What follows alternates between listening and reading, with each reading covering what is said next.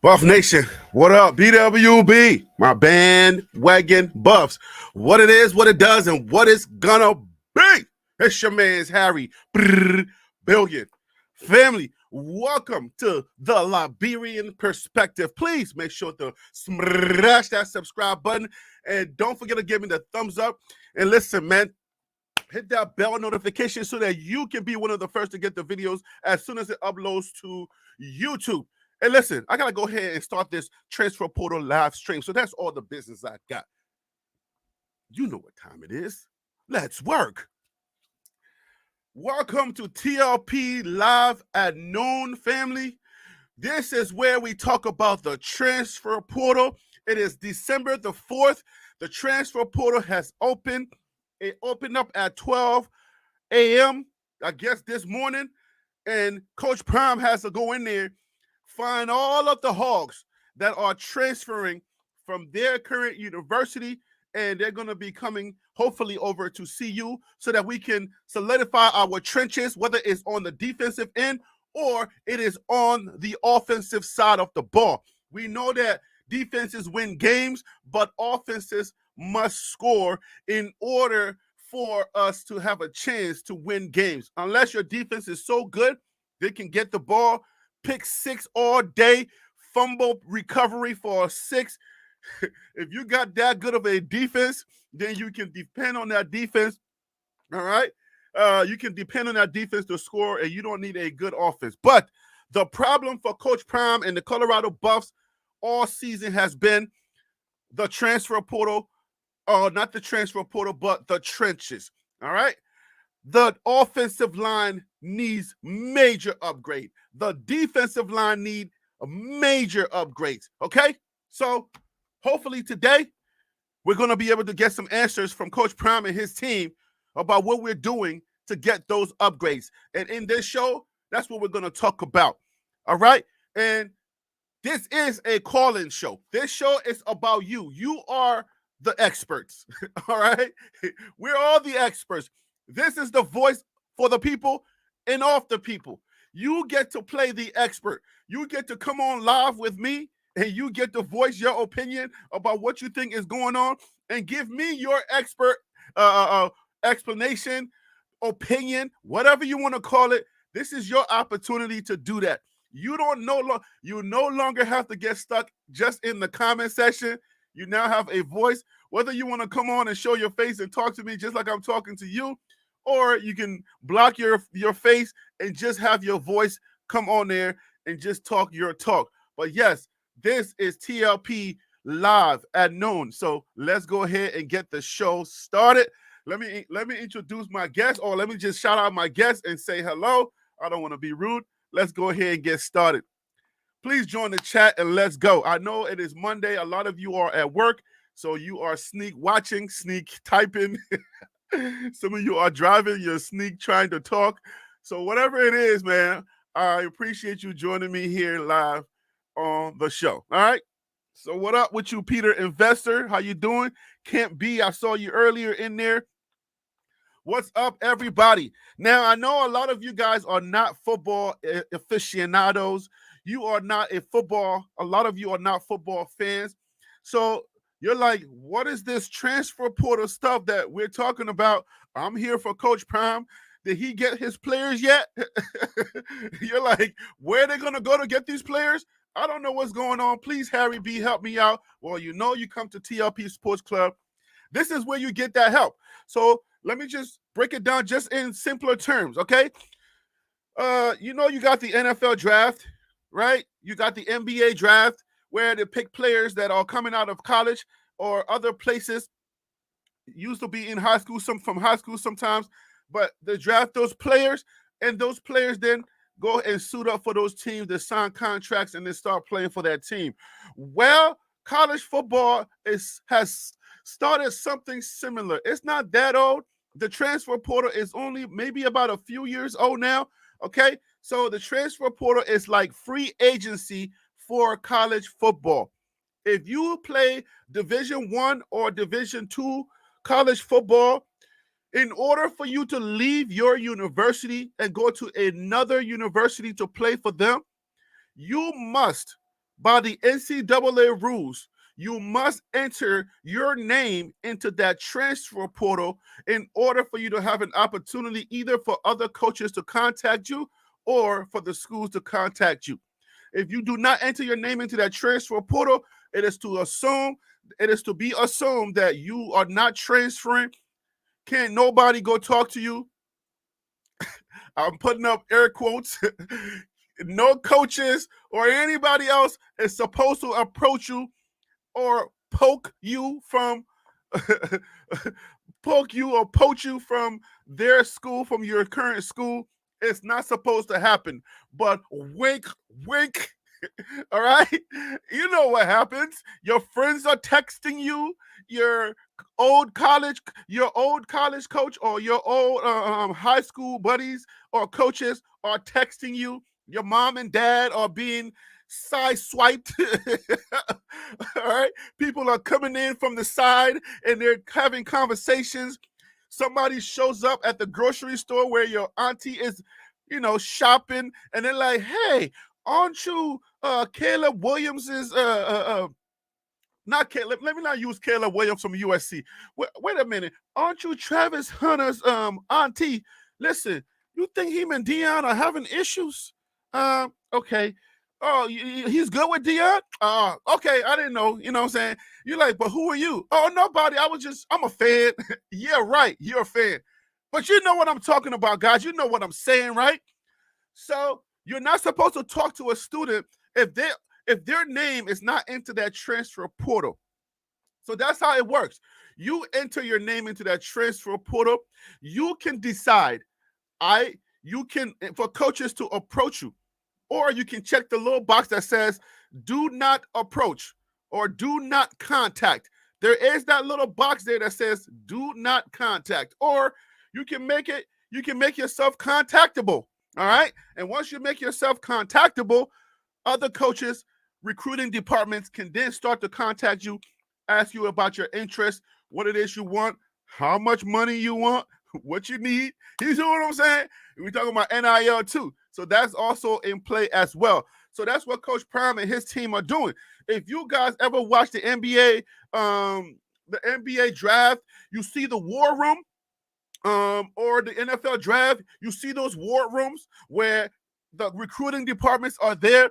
You got your head recruiters, you got your GM, people who are responsible for the team, for making sure that they're a talent acquisition. Those people are all gathered in a room and they're making decisions. They're putting stuff on the board. Pictures are on the board. They got lines being drawn here. That's being drawn here. What is the main thing? You know how Coach Prime always says, you got to keep the main thing the main thing. Yes, the war room is being set up, or is already set up at University of Colorado. All right, so Coach Prime and his team, they are working the phones, the text messages. They're in chat rooms. They are in high schools. They're running around the country trying to figure things out, because we must solidify that transfer portal. I mean, what I like to say, transfer portal. We must solidify the trenches, okay, on the offensive side and on the defensive side. And you're like, Harry B, go one more step, because I'm new to this, Harry B. I'm only here for Coach Prime. What the heck are the trenches? Okay, I got you. All right, I got you here on TLP Sports Club. But I will only explain it if you hit that like button. Anybody hit that like button, right? Just one time, hit the like button. Let me explain it for you. Okay, you don't have to do that. I'll do it for free. So listen, the trenches are either the defensive line, where you see people go down on their knees or they go down on 1 foot or whatever, and they say, those guys that are right there, that's called the trenches. If you watch any of the Colorado games this year, this is where you win the games for sure. Okay? We need those beefy guys. Those guys that look like they got dad bods like mine. Yes, we need a lot of those guys, but with stomachs that are bigger than mine, with shoulders and arms that are bigger than mine. I mean, they look stocky. They look like they ate too much turkey on Thanksgiving. We need a lot of those guys, okay? And when I say a lot of those guys, this is an understatement.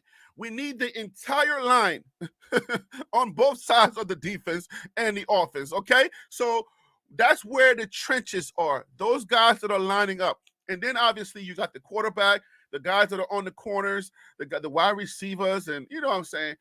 So the trenches are all of those guys that are lined up on that line right on the ball. That's the trenches. I did that for free. So now if you want to donate a like, please go ahead and smash that like button and just donate a like. It's not even money. You don't have to work too hard to do that. Donate a like, please, for TLP Sports Club.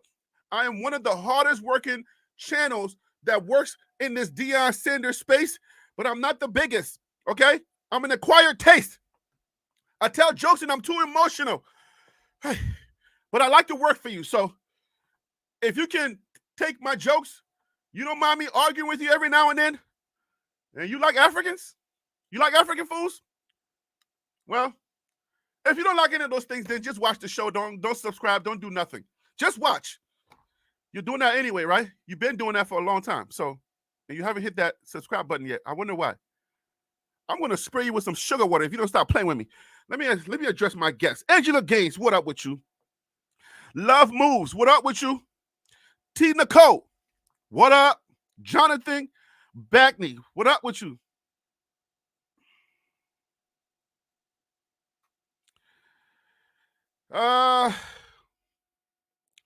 Should I answer some questions right now? Okay, let's get to some of the questions.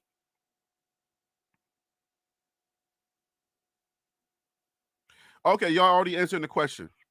So the question was, is today the last day that they can enter the transfer portal? And T. Nicole answered and says December 4th to January the 2nd. All right. So you guys are already helping each other out. This is a great community. All right. This is a very great community to be part of, to get answers, to come and be a voice. All right. To have your voice heard. Okay. I'm sure there are some other people doing it, but mine is the best. This is the best show covering the Coach Prime regime at CU, all right? And where you get to have your voice heard and you're not just stuck in the comments trying to figure out how to not say the wrong thing, okay? So call into the show. The way that you call in, look right at the top of your screen, right over here. Hot tips for TLP Sports at gmail.com. You email me, I send you a link where you then come on the show and we can talk transfer portal. So guys, listen. Today is a big, very big day. All right?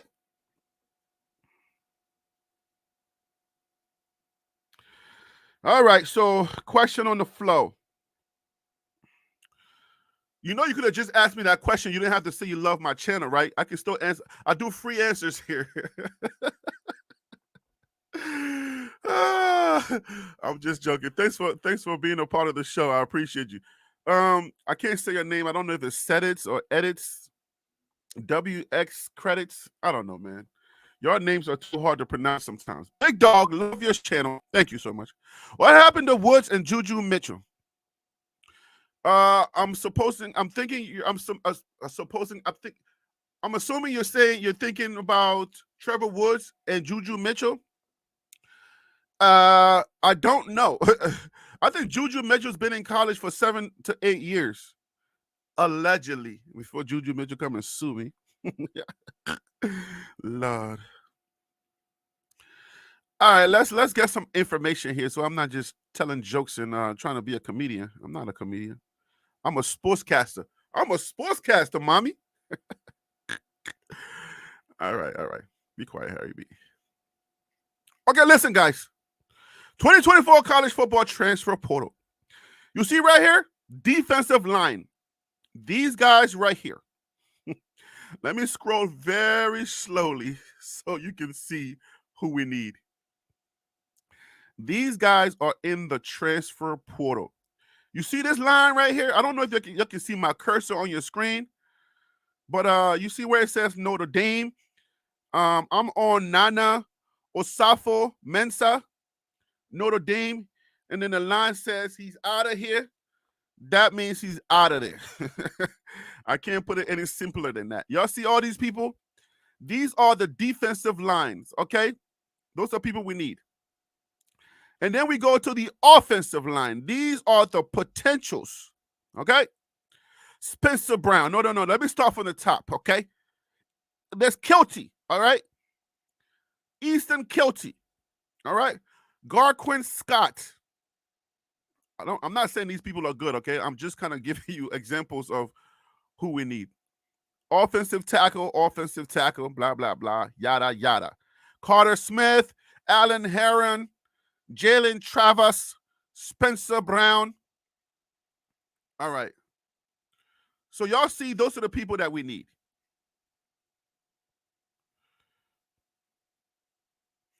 All right, so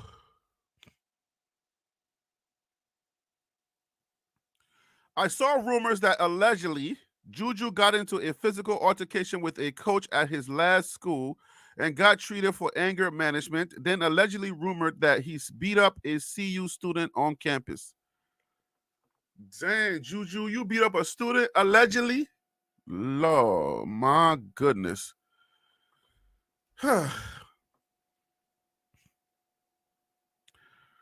The student was probably like, y'all suck. And Juju was like, who sucked? Oh, man. These are all allegations. Okay, so Harry B working hard. You need a vacation, bro. Man, I took a vacation when God says, Harry B, let's go. Okay, question was asked. Coach Prime was Prime would Shador come to him for help? He said no, but Charlotte would. I don't know what that means. I think I missed the thread.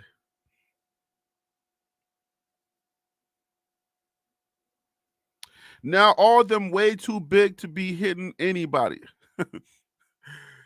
How do y'all feel out there? How y'all think we're gonna do, guys? This is the show where we break down what's happening during the day. There is 247 Sports is on the other channel there, guys. This show is totally dedicated to the portal, guys. Right here, if you are watching the Transfer Portal Palooza, this is 247 Sports. They're going to be breaking down. Let me just type in there, hey guys, I'm live, come see me.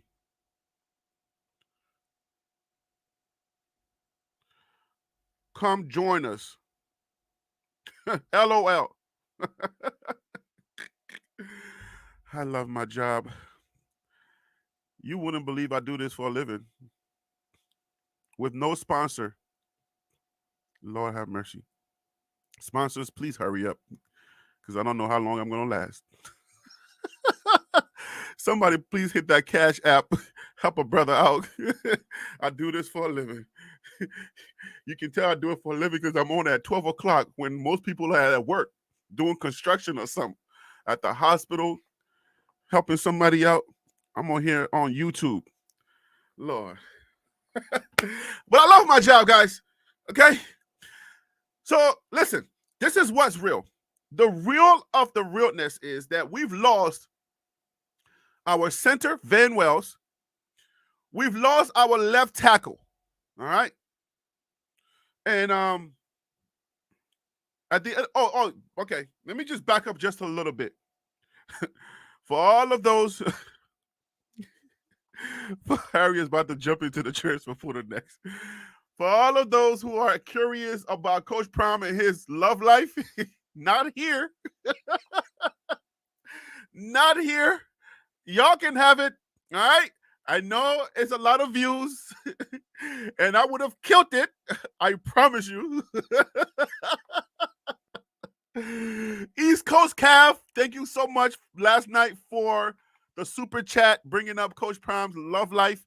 I wasn't trying to be disrespectful and not really addressing your concern about Coach Prime and his love life. We were on with another guest. I didn't want to interrupt him with Coach Prime's love life. Y'all can have it. I'm bowing out. I know I would have gotten at least 100,000 views on that one because I can do some salacious talking. Trust me. My perspective on stuff like that is pretty nice, okay? Y'all would have had a good show. But I was like, this one is too juicy. I'm going to leave it alone, okay? Let me stick with football. So y'all can have it. I'm not dealing with that. Let's go back to the portal. Woo, man, the views, boy. Was I tempted? I was, but we're gonna keep it with football, okay, guys? Coach Prime, let him deal with his love life, and I'm just gonna move on, okay? So yeah, let's go back to the transfer portal. Oh man, you guys, I saw other videos that was getting mad views. I was like, oh, you see them? You see them? You see what they're doing to me? Oh man. It's all good. My wife was like, babe, your integrity is more valuable than views. I was like, who cares about integrity, babe? You want the money. What are you talking about? Okay. Oh, boy. Okay, guys. So, once again, if you are new to the chat, if you're new to the live, guys, Eli Hall, Aiden, I ain't even going to, Keniana, Nick James, all right? These are the guys that we need on that defensive line. We need some of these guys. This is the transfer portal. You can literally do this. Oh, and if you're wondering, you're like, Harry B., where is that at?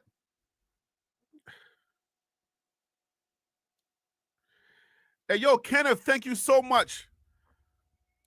Thank you so much for the Cash App. I appreciate you. I promise you, man. I need that Cash App, man. That Cash App be coming through sometimes. You know what I'm saying? Like when it's midweek and you ain't seen $2 and you're like, Lord, can I do this show one more day? Anyways, I'm just joking, guys. I'm not doing that, but I could use it. All right, look, so you can, okay, so this is 247sports.com. For those of you who want to do some independent searches on your own, you can go to 247sports.com, and it's exactly the numbers. Don't spell it out. 247sports.com, and you can click on that transfer portal. It's right up here. You can literally do it by position.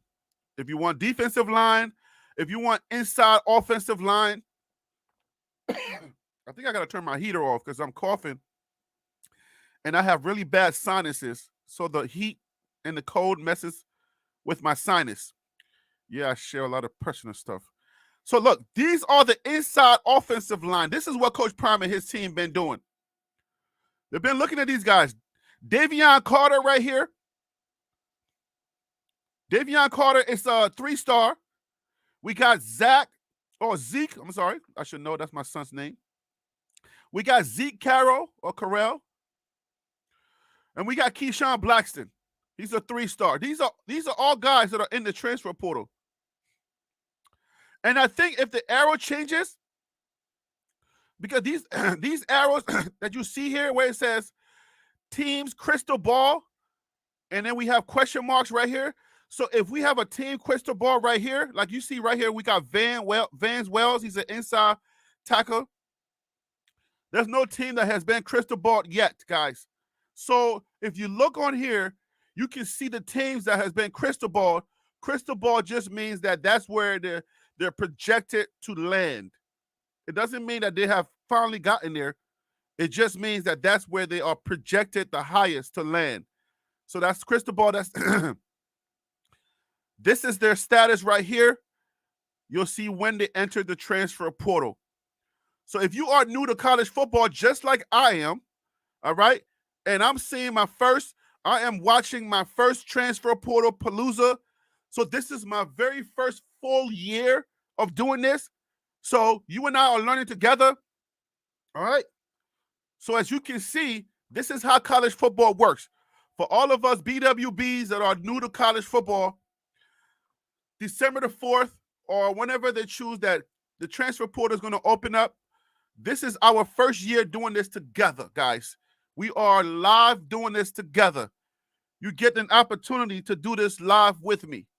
All right? So we get the offensive line. This is who we need at this moment. All right. To call into the show, to come on live and voice your concern, guys, hot tips for TLP Sports at gmail.com. Look in this corner right here. This is the email.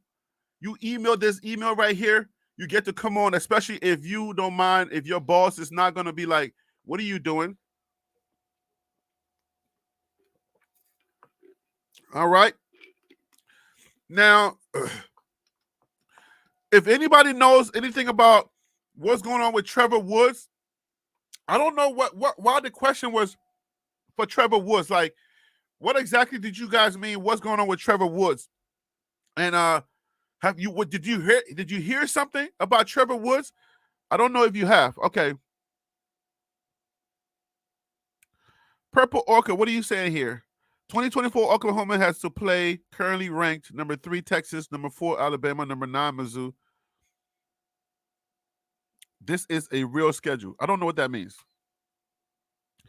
What does that have to do with Prime? Or you just kind of just, shooting your shots?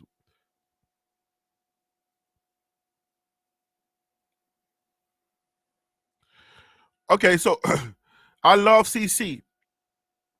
Christian Christ? I'm going to find, if you don't tell me what the narrative is, I'm going to tell you. I love Christian Christ. Please let us get an O-line that's not charming.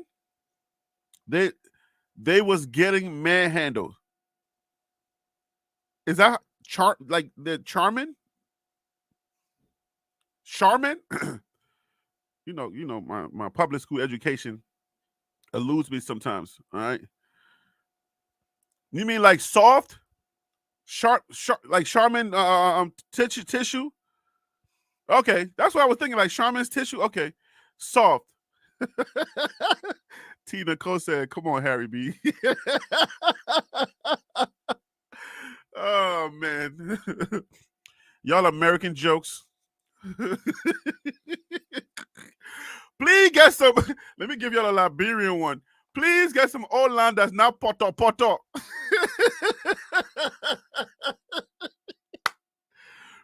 When you overcook rice is poto rice. That means it's soft rice. It's gonna be way too soft. Let us get some O-lines that's not poto. If anyone can spell poto in there, let me. Please, somebody say, please let's get some O-linemen that are not poto. Please write that for me.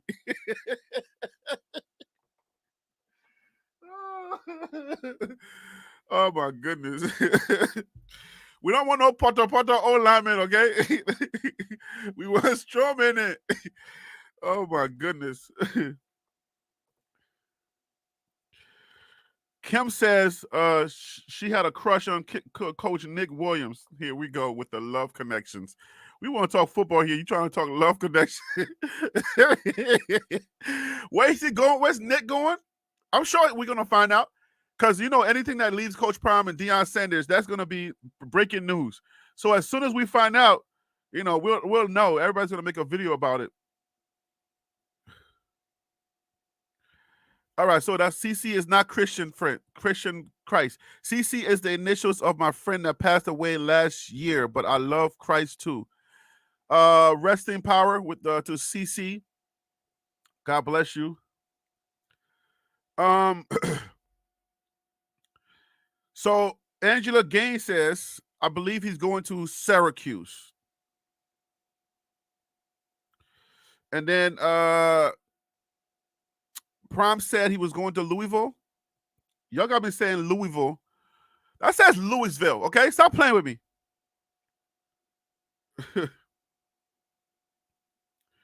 He's going to Louisville. My public school education says for me to pronounce that Louisville. Oh, man.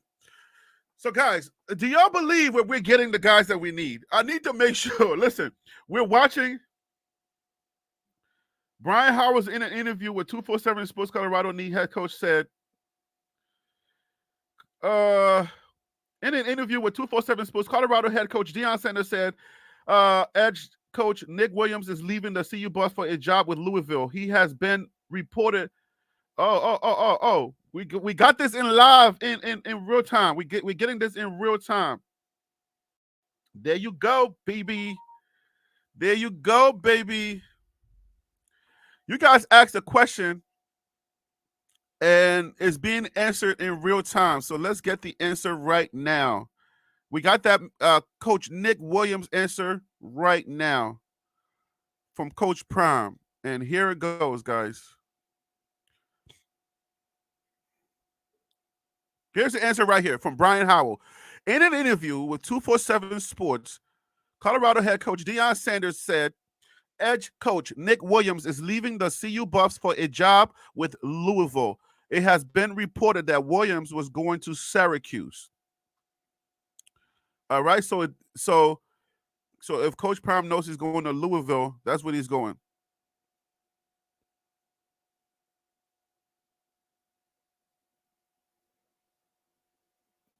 Team CP here. Somebody says CP is very strategic. You can't make me believe that was a slip of the tongue. He knows how to keep his mouth shut about someone leaving.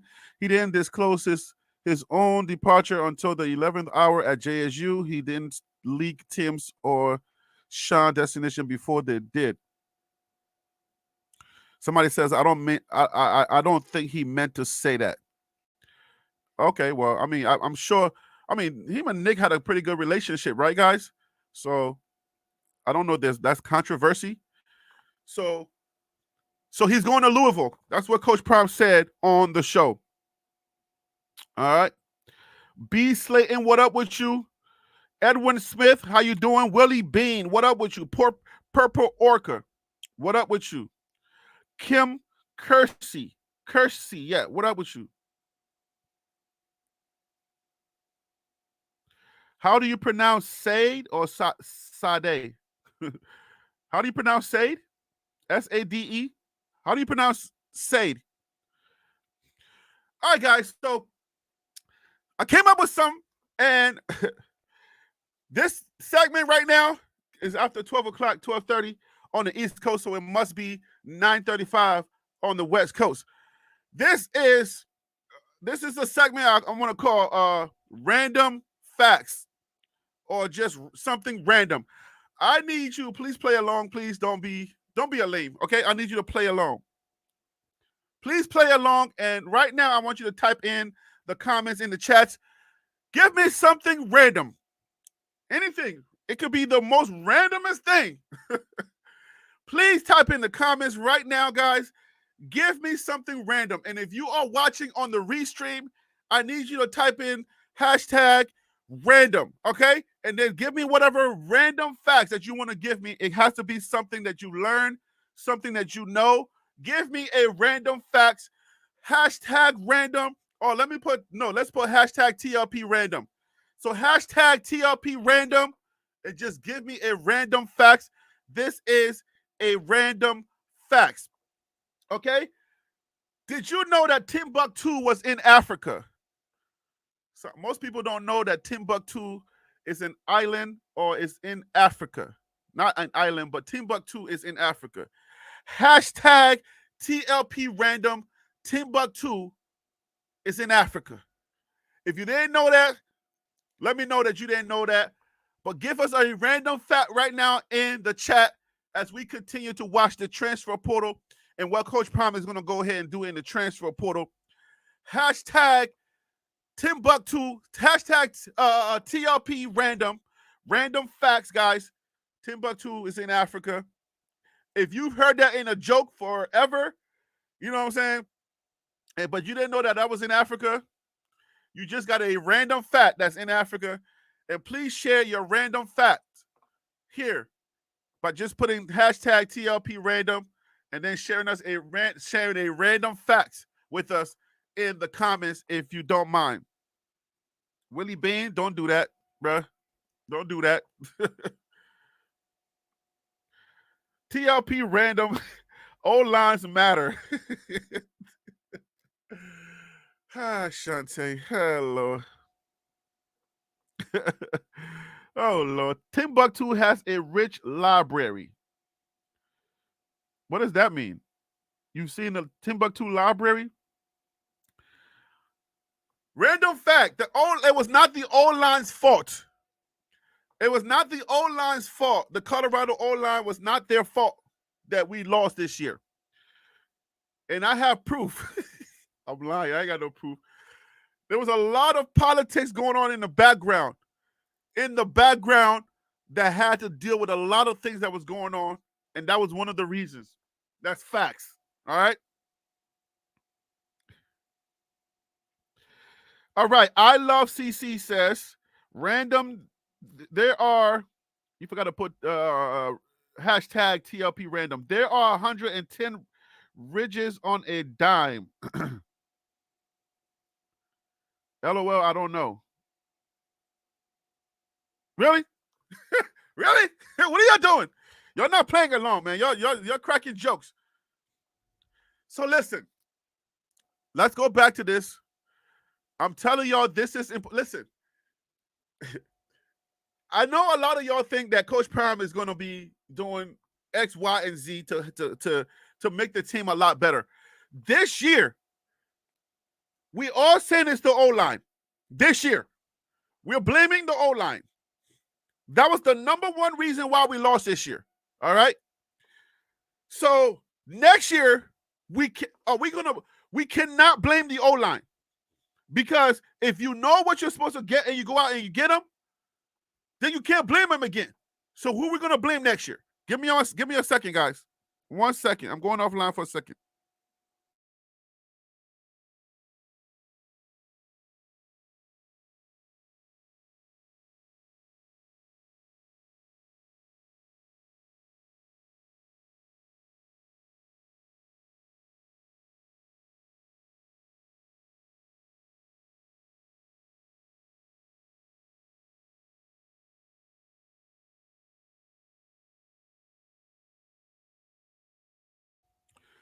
I'm back. Thank you for bearing with me for 1 second. Who are we blaming next year? We got to understand that, like Shantae said, the O-line matters. We know that it matters. But who are we blaming next year? Who are we targeting? Anybody with insight that wants to come on the show, hot tips for tlpsports@gmail.com. This is the Transfer Portal Show. We're talking about the transfer portal and who Coach Prime is targeting in that transfer portal.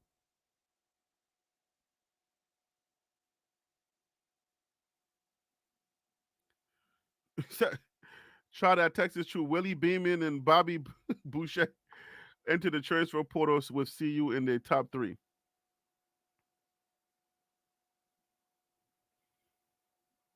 Who is Tracy? Tracy hit the. I know some people are going to be trolling, so I don't want to spend time on the trolls. But who is Tracy hit the transfer portal? Who's Tracy? I got transfer portal on lock here, guys.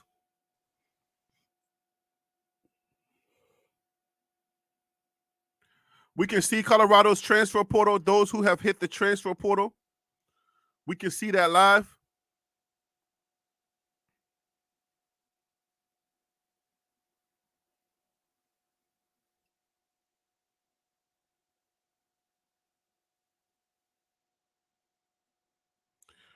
All right, transfer portal by rankings, transfer portal by schools.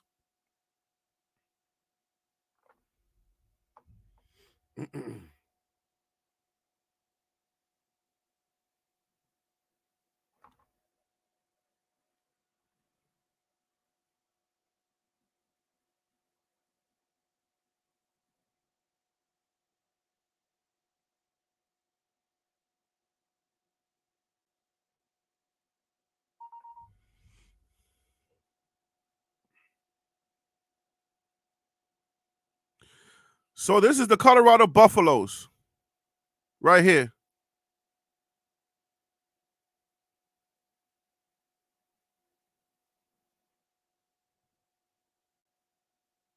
Uh-oh. This is new, guys. Egan Carey just hit the transfer portal. This says 1204.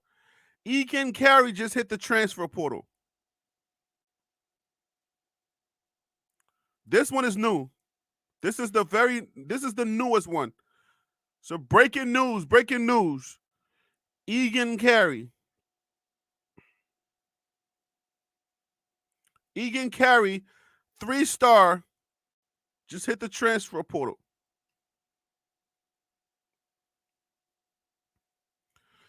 His city was Santa Ana, California.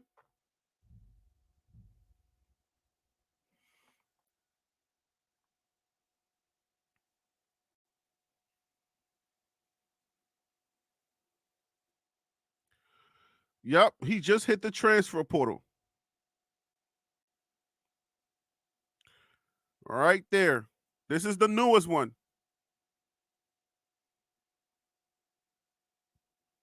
Did anybody know what number he was? Did he start? Let me come back to you guys because I can't really see nothing. Did y'all know, did he start, guys? Did Egan Carey start? I don't know if Egan started. Let me find his okay,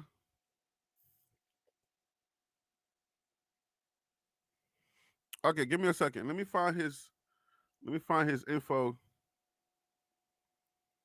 Egan Carey, guys. Egan Carey. I made a video on Egan Carey.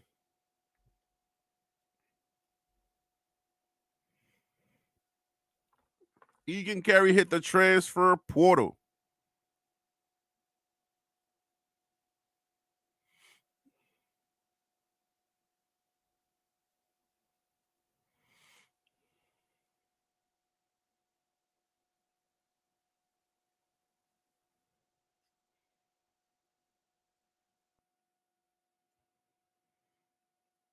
All right, Egan Carey is in the transfer portal. Most never heard of it.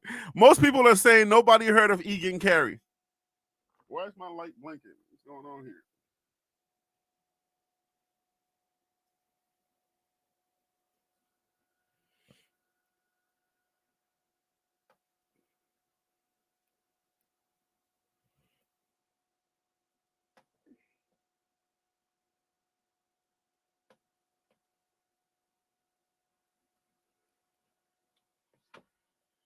All right, we're gonna put you out of commission for now. You want to act up? You want to show off in front of all these people?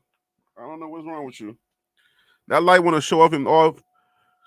You want to show up in front of all those people. We'll figure it out in a second. Welcome. If you are just joining us, guys, we are watching the transfer portal. You are watching TLP live at noon, Monday, December the 4th. The transfer portal has opened. It was 12 o'clock. The transfer portal opened. We are watching the transfer portal together. Right now, we just have breaking news that that Egan Carey had entered the transfer portal. I believe the transfer portal goes until January. We're not going to be live until January the 2nd, but I believe it goes until January the 2nd. But Egan Carey is the latest buff. I don't know if you got that here first on TLP Sports. Please let me know if you heard it here first, because I think I just learned about it while you on this live. I can't do a video, so I'm not going to get a lot of views on that one. Man, I'm missing views, guys. So can I get some likes? You know what I'm saying? Can I get some fire emoji? Can somebody help me out here? Let's hit the like button because you're getting information here. So help a brother out, guys. I mean, I only work so hard for my people. All right, so here we go, guys.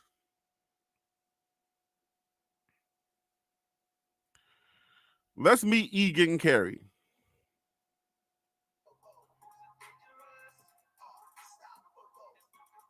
I don't want to hear no music. Come on, man. All right. How's camp been going? How you been enjoying it so far? I love it. It's like 15 hours a day. So it's a big adjustment from high school. But getting here early in the spring really helped me get to know the defense better. And so I'm just working in with the ones and twos right now and trying to put my mark on the team before we go into the season. You can talk about getting here in the spring. Some freshmen will do that. That's a big decision for a young player. Now, obviously, academically, you're all taken care of. So you can leave high school and graduate early. Tell me about that decision to come here and be here for spring ball. Yeah, so All right, guys. I just want to make sure that you are hearing Egan's interview. Are you guys hearing Egan's interview? Can somebody just tell me yes, no, before I continue with the interview?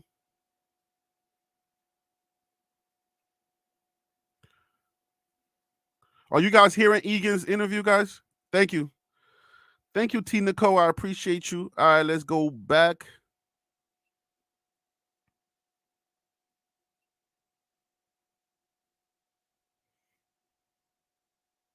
Freshman year was my first year playing high school football, first year playing football at all. And after that season, I decided it was my goal to go to the NFL. And I talked to my coaches, and they said, you know, a lot of guys graduate in 3.5 years instead of 4, so that they can get an extra 6 months with that team, an extra 6 months of preparation, getting in the playbook, and just getting your body tuned to being in college football. And so, you know, it really helped me. I decided that's what I wanted to do. So I took summer classes, I took extra classes during the school year.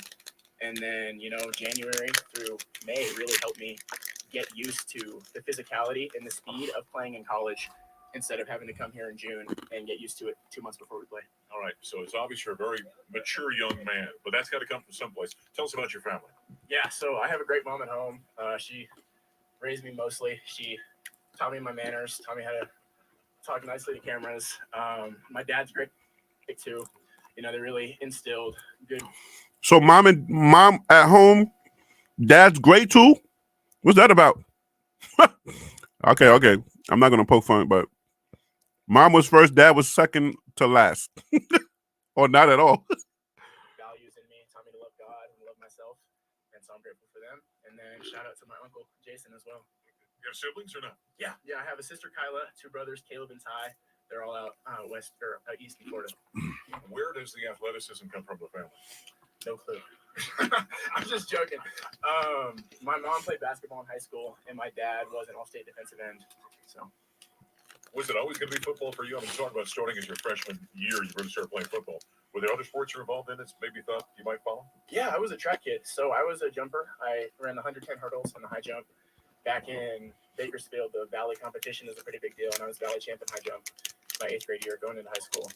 And then my best friend was the kicker on the high school team, and he convinced me to decide to come play football. Yeah.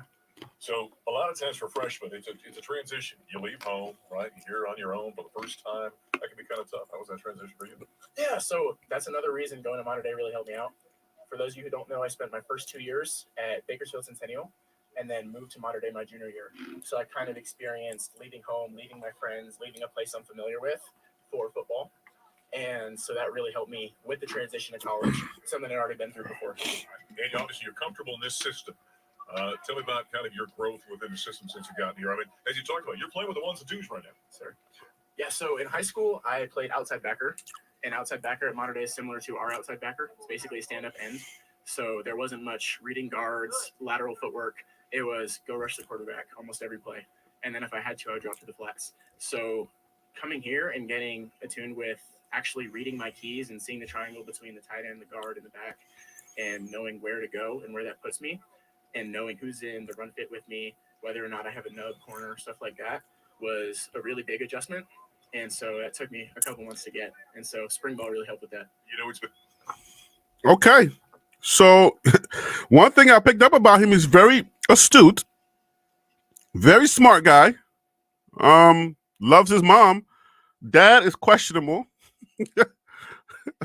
I don't know about dad, but mom is definitely in there. So that's the guy that we just lost to the transfer portal.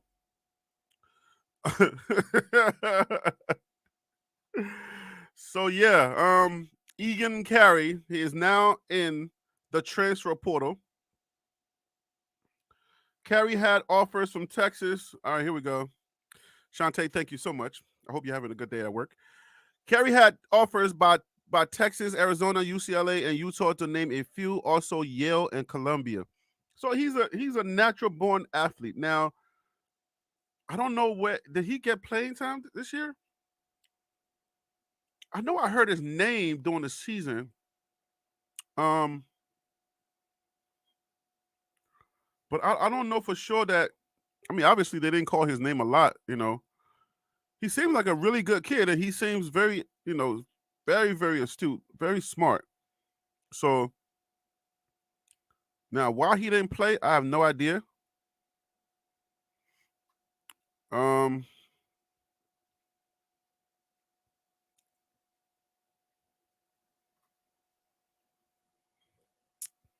I'm trying to find his. Let's go by name.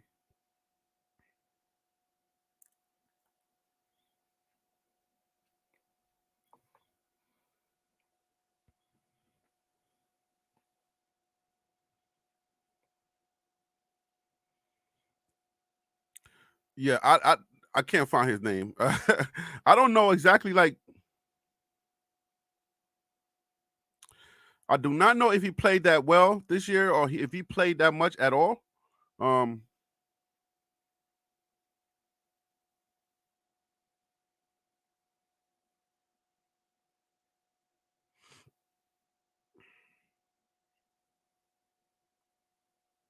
Nick Williams going to Florida as a DC.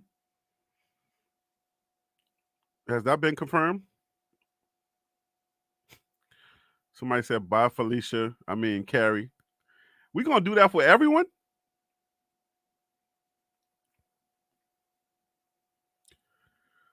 We're not gonna do that for everyone. Come on, guys. Like, be nice. we think about the other players that we're looking for right now. Just think about what you're saying and think about all the players that are leaving other schools and we're trying to get in that transfer portal. If it's going to be by Felicia, everyone, then what's the point, right? Don't we need players too? Those players entering that transfer portal, we need them to come to Colorado, especially if they're good O-line or D-line. So if it's by Felicia, then what are we talking about? Ain't there something to think about? Because we're looking for transfer portal players right now.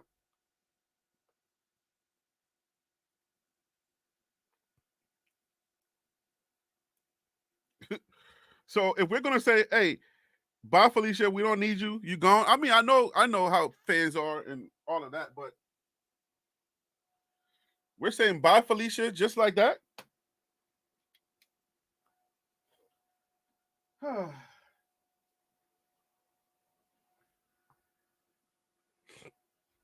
I ain't gonna hold you, but you guys are like, don't be brutal because what we're doing right now is getting transfer players that needs to come over here at Colorado. Okay, the light is gone again. Light says, I'm not working, leave me alone. Okay, I'm packing bags, sending them on the first thing smoking.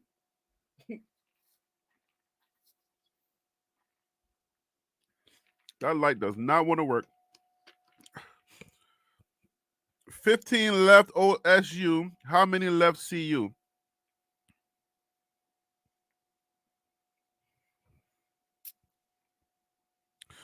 All right, Shantae said he did not have any player stats for 2023 per ESPN CU Buffs player statistics. All right, so Egan did not have any statistics. So we have nothing to go off of for that guy. Anybody's an expert on transfer portal?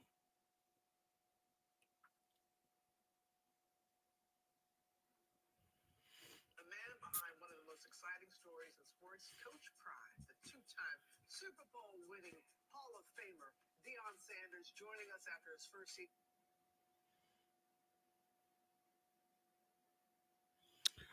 That's Good Morning America. If I play that, they're gonna be like, YouTube is gonna try to take my little check they give me, my little 3 cents they give me. So can't play that. Thank you for sending that email. I appreciate you. Angela, I appreciate you for that email. Hot tips for TLPsports@gmail.com. Just look on top of your screen. You will see the email if you want to come on and talk transfer portal. If you are an expert, if you've been through this transfer portal process before, and you have some information that you want to share, I just want to give you some more information about where we are as far as all the CU players that are currently in the transfer portal. Let me give you that information, guys.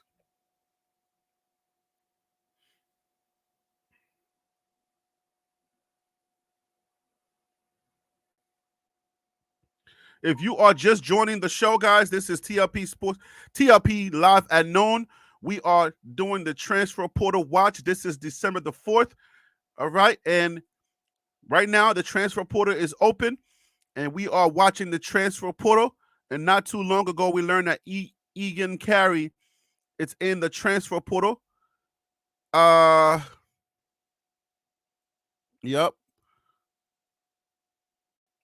Did it just change these guys?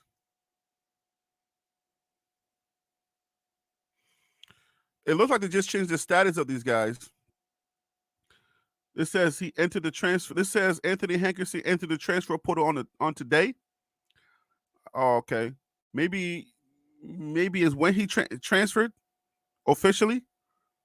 Maybe he just announced that he was going to be transferring. So far we got Egan Carey, Anthony Hankerson. We got Van Wells. All right, 3, 4, 5, 6. All right, Marvin Him, Caleb Faria, Gerard Christian Lichtenhand. He was our left tackle. Van Wells was our center. Anthony Hankerson was our running back. And then Egan Carey was a linebacker. And he did not, according to Shantae, did not record any stats for 2023. So they didn't use it. So it makes sense that he would leave. Because he said in the interview that we played not too long ago that he wants to play in the NFL. So if Coach Prime did not make him a priority or he wasn't good enough for Coach Prime to play him, then yeah, I mean, it makes sense. Go to a school that will give you an opportunity to play. I see broadcasting in his near future or in his future sometime when he's done with football. He's a very smart young man, loves his mom. Dad is questionable. So yeah. So we have how many players did I name? 1, 2, 3, 4, 5, 6 players from the Colorado Buffaloes are in the transfer portal. You want to know? You want to know? You want to learn something very, very unique? Let me show y'all this. The Georgia Bulldogs. No players found from the Southeastern Conference, the SEC Conference, from the Georgia Bulldogs. No players found in the transfer portal. Somebody knows what they're doing at somebody's school. Let's see, Pac-12. You can go down the list. Any of the schools. The Oregon Ducks, they got 2 transfers. That's their cornerback. All right, that's Brian Addison. I don't know if he started or not. He was a 4-star high school student.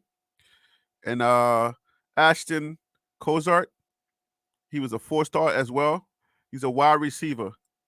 So Colorado has 6. Looking at the top, the number 1 ranked Georgia for forever, I guess, until they got beat by Alabama. Roll Tide! Okay, calm down, Harry. You Georgia folks, y'all something else. Florida, the number 1 school, got snubbed. They were 13-0. They said you lost your quarterback. We're not gonna play you. That's a lot of politics, man. If that was Coach Prime, I guarantee you, we would have got them dudes up out of here. So on the Florida Seminoles, Florida is only transferring one person jumped into the transfer portal. That's Winston Wright Jr. I know this is a Coach Prime constituents, but I just wanted to kind of show you the landscape of what's going on around college football so that you can kind of get a perspective of some of the things that are happening during this transfer time, because it's not necessarily just happening with Coach Prime. It's happening everywhere. But some of your bigger schools, like your SEC schools, not a lot of those kids are jumping into the transfer portal. But let's see, Alabama Crimson Tide. No players found from Alabama Crimson Tide. So Georgia, Alabama, ain't nobody transferring. Everybody's like, I'm good where I'm at. Florida Gators. their whole team is transferring. They lost a lot of games this year. Their kicker is transferring, running back. Just to be fair, I don't know if these were players that started or anything like that, guys. All right, this is not anything like that. Okay, I'm just having a little bit of fun with this. The Louisville Cardinals, their Cardinal actually has an S on it. So Stanford Cardinal, theirs is singular. Louisville is plural. So you can call them the Cardinals. I'm geeking out, guys. All right. If you are just joining the live, guys, we are watching the transfer portal. This is day one of free agency for college football. Day one, Colorado is on the board. So if you are looking at, this is how we recruit. This is how we choose the players. All right. Go to the chat. There's a lot of information being shared with everyone.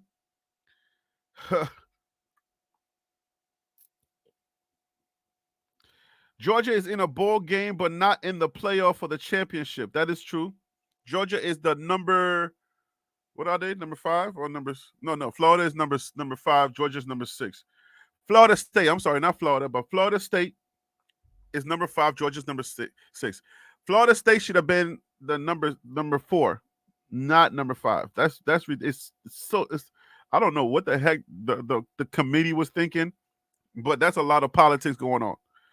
So if that was Coach Prime's team and Shador got his back fractured the last part of the game, and we had to start Ryan Stubb, and then we got snubbed.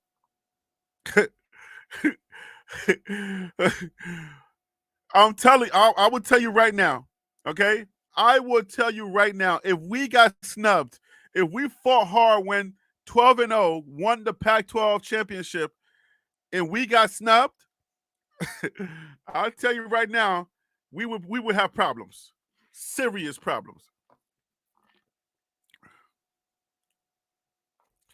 We would have some serious issues if we were Florida State right now. I'll tell you right now, okay?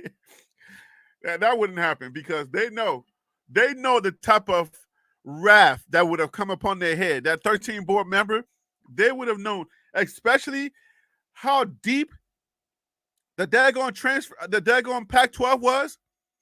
All right, if you look at the number 1 team, the Pac-12 is like, everybody talks about the SEC, but the Pac-12 represented all the way to the top.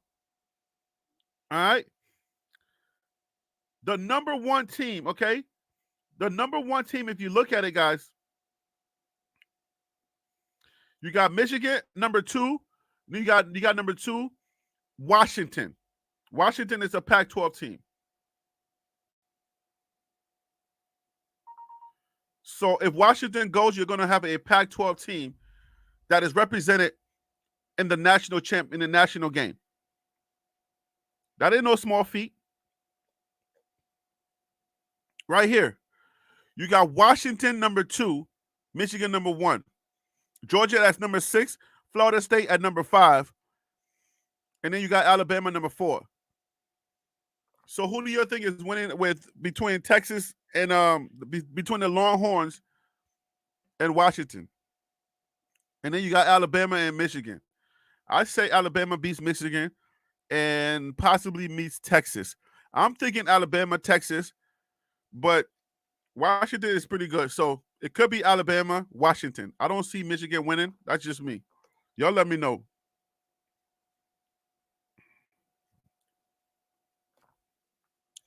But yeah, I mean, the biggest snub of the year.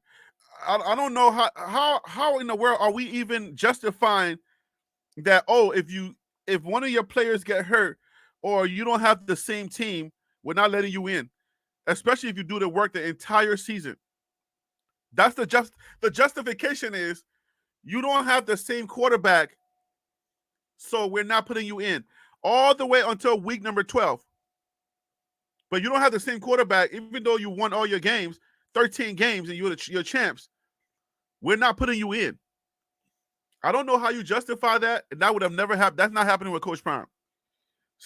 There's going to be way too many videos that the NCAA is going to have to answer for And I don't think they wanted that heat. That heat would you didn't want that problem on you. Like I guarantee you did not want that problem on your hands. For sure.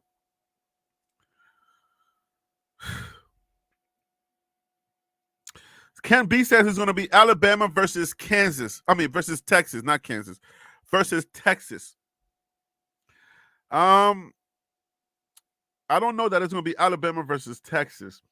I think it's going to be Alabama and well, maybe it could be. Yeah, man. Dude, I don't know. It's like, yo, college football, this time of the year, somebody's upset. During this time of the year, somebody's always upset. All right? This is our first year together at this moment. You are seeing this in real time. So we don't know what year Coach Prime is going to start winning. All right?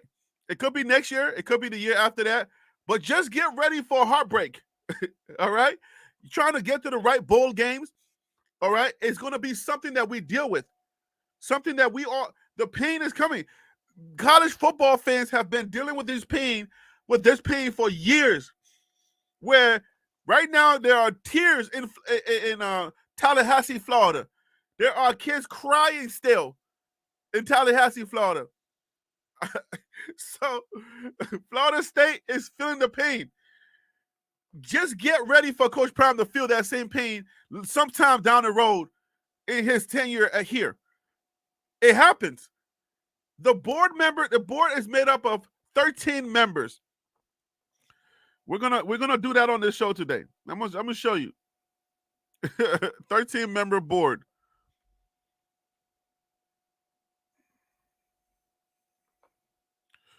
Member selection committee.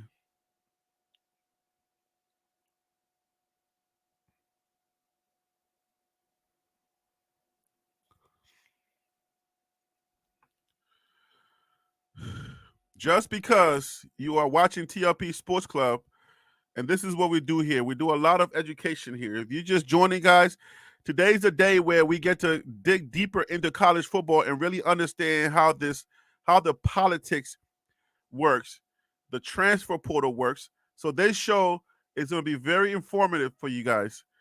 Whether you like it or not, it's important to our landscape. So trust me. All right. You use cookies. I don't care about your cookies. So the people that you are staring at right here, these are the members, all right? This is the roster for your 2023 football playoff selection. Don't worry about all the white faces. It's America, okay? Just skip the white faces. I know it's a lot of them, but you can't help it, all right? White is right, black stay back. Okay, all the white people just left the room. Chris, these are all the members. All right. Oh, we see some black faces. Wait a minute. I spoke too soon. It's an ensemble movie. You got to have 3 blacks to equal out everything else, okay? These are the faces. And then, of course, where are the women? It's all men. Oh, I spoke too soon. There's one. Of course, it's an ensemble movie. You got one in there. You got one woman. It's all equal now. We good. We got one woman. It's all good now. Okay? All of these men, and they couldn't at least put her one picture at the top.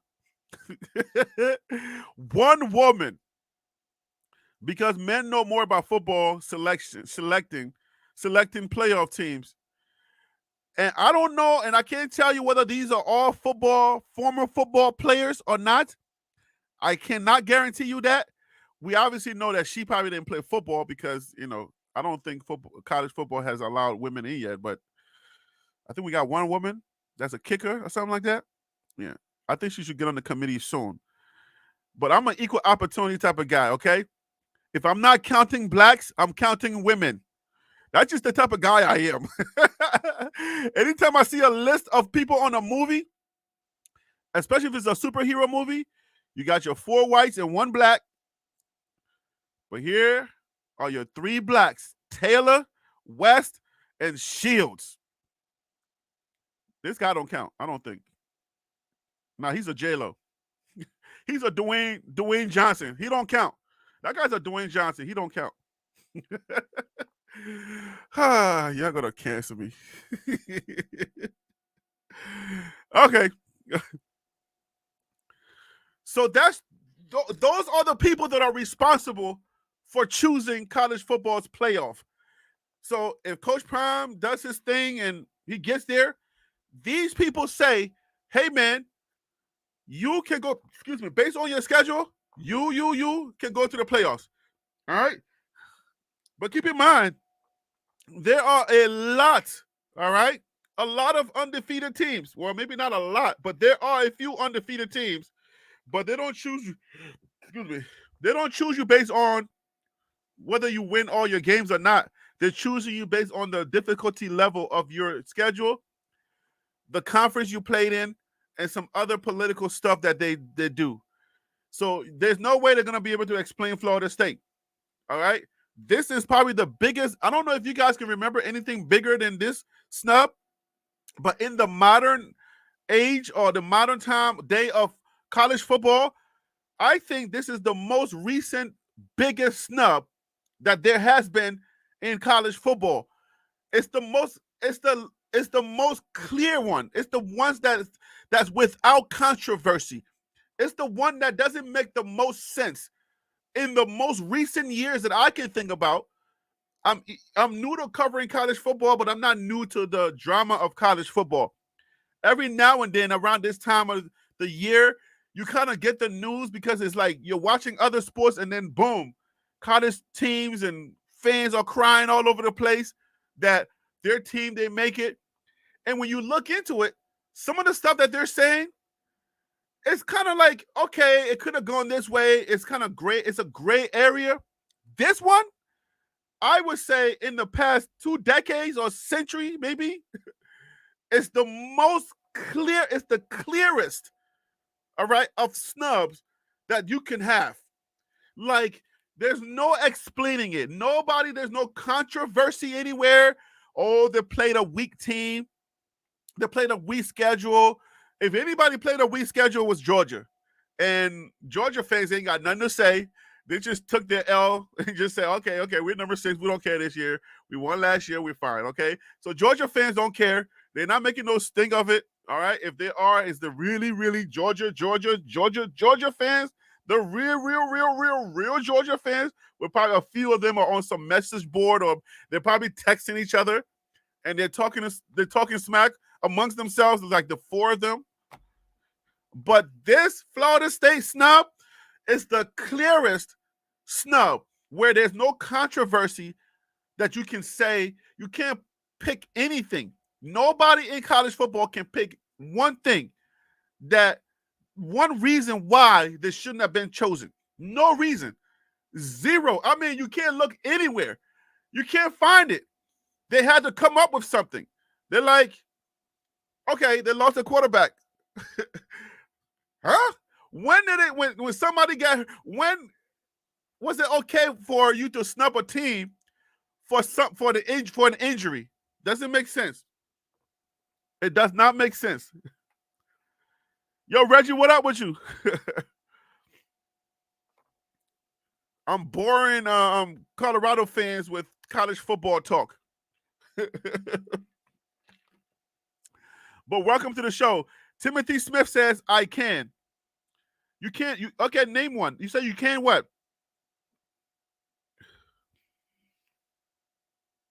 Stephen Charles, what up with you, man? I hope all of this good college football talk is not boring you guys, because I know some of y'all like, hey, talk about the salacious stuff with Prime and his team. I don't want to hear about that good old football talk you're talking about. But I mean, we're going to have to deal with it real soon. Believe it or not, we're this close. I believe we're this close.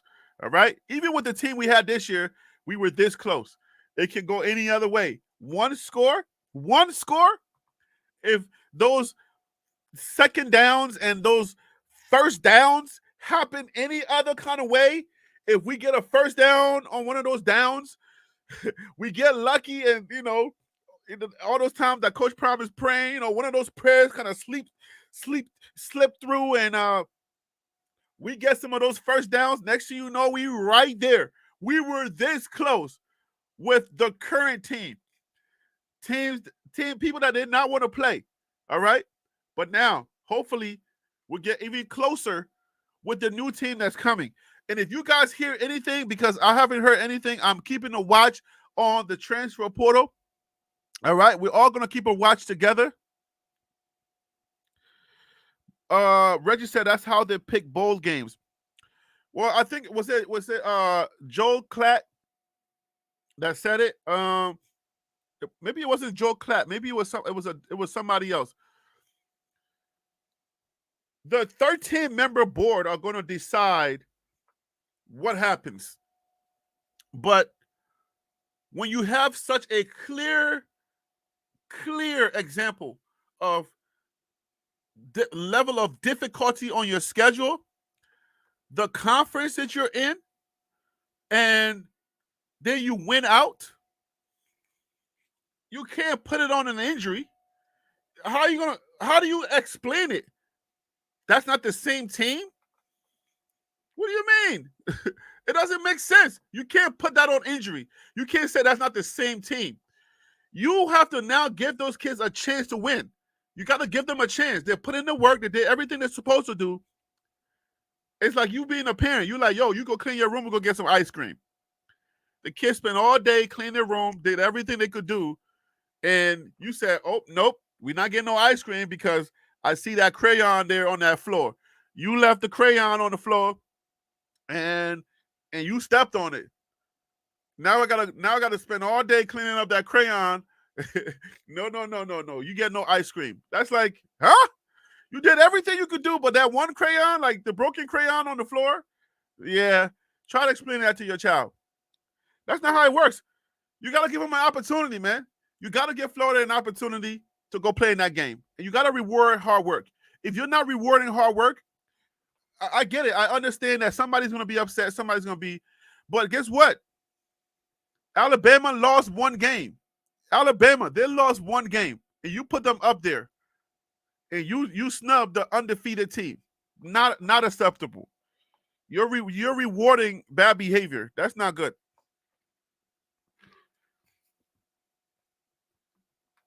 I think Georgia's going to lose by 50 points. That's what I think. I think Georgia's going to lose. Georgia's going to lose by 50 points. I think, what's the name? Like, who plays Georgia? Georgia's going to lose by 50 points. Is it Florida? Florida plays Georgia? No, right? Is that how they're lining up? But I think Georgia's going to lose by 50 points. Whoever they play.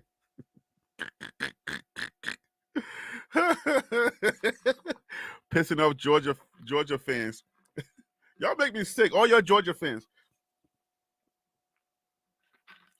Georgia's like the biggest machine ever. You go to Alabama and Georgia's transfer portal right now. No players found. No players are found on the transfer portal for Georgia or Alabama.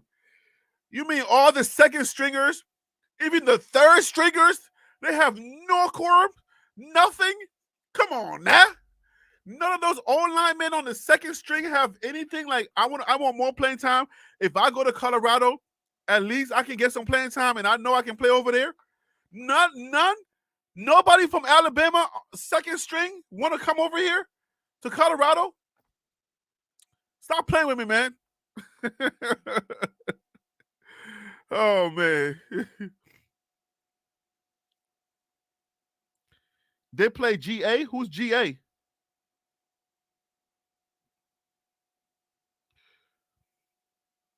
Who is GA? Tell me who GA. I thought Georgia was GA. Who is Georgia playing in the playoffs? Got some more football information for you guys.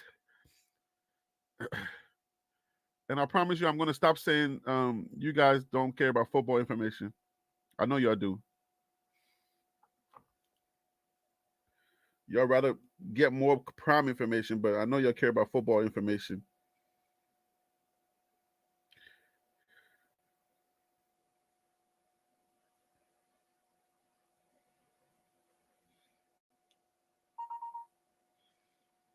So this year is a 4-team It's a 4-team playoff. All right. So you get 4 teams to play off, and then next year we're going to 12 teams. All right. So when it goes to 12 team, I'm going to show you how it looks right now. So this year, the 4-team playoff, covering my face again. Number 1 is going to play number 4. Number 2 is going to play number 3. And then the 2 winners are going to face each other for the national championship, for the Natty. All right. The New York 6 or the New Year 6. All right. I call it a New York 6 because anything with NY is New York, the best city in the world. Right. You can't mess with us. I don't even care if you're Southern people like it or not. Y'all can deal with it. But yeah, New York is the best. We like the teams that make those bowl games the way that it was before. The teams that went out were then chosen, were then kind of decided somehow, okay, you're going to get into the playoffs. But now at least they got a 4-team playoff. So these 4 teams are going to play, and then the winners from those teams are going to play. I think they should do it just like the college football does it. I mean, college basketball does it. But next year is going to be 12 teams. And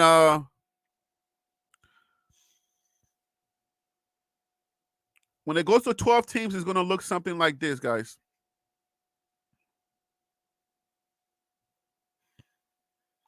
I think ESPN's for this graphic right here. All right, so if it was 12 teams on your screen, this is what it would look like. So Oregon would play. I don't know the all of the logos, so forgive me. Oregon would play whoever this team is, right? And then I forget who this team is. Oregon would play them, and then they would get in there. Maybe I know them. Maybe I can go to this.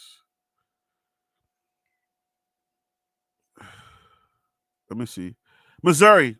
Boom. There we go. Okay. So that's Missouri. Forgive me, guys. You guys know I'm new, right? You forgive me? Thank you. So Oregon would play Missouri. All right. And then the winner would play Michigan. So Florida State would play did I mess up with their name too? Liberty University. Wow, Liberty made it that far? Are we serious?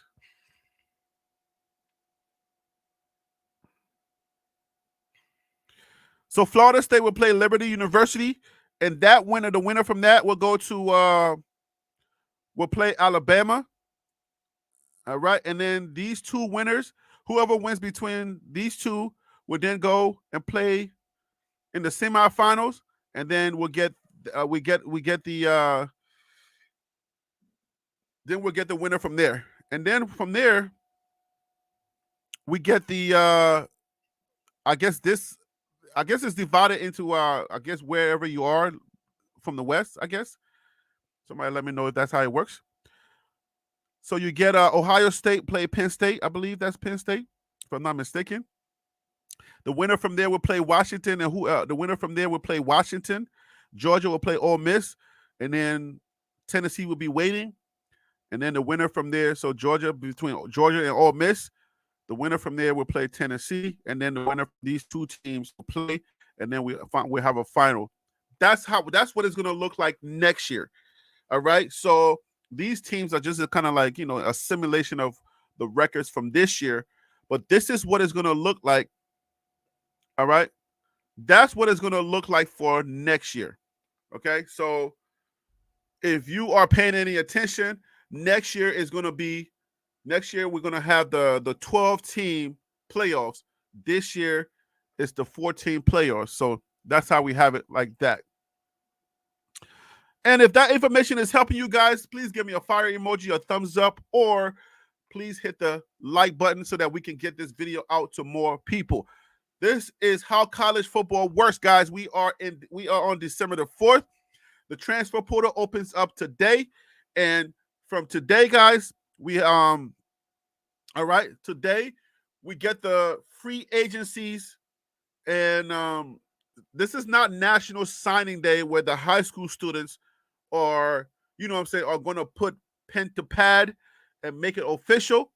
So National Signing Day is going to be, I forget the date for National Signing Day, but I think that's coming in like a week or so. So we're going to get National Signing Day is going to be coming soon. Let me just tell you what National Signing Day is.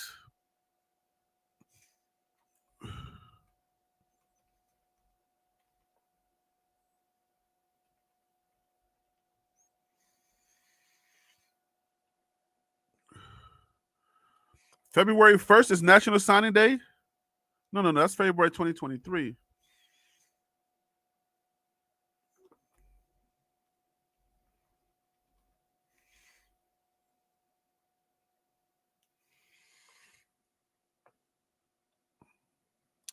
Okay, so National Signing Day is going to be Wednesday, February the 7th, 2024.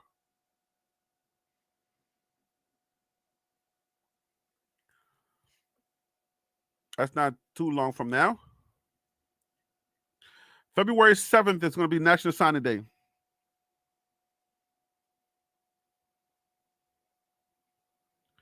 Harry B, I see you see I paid you for the touchdowns last game. I'm a man of my word.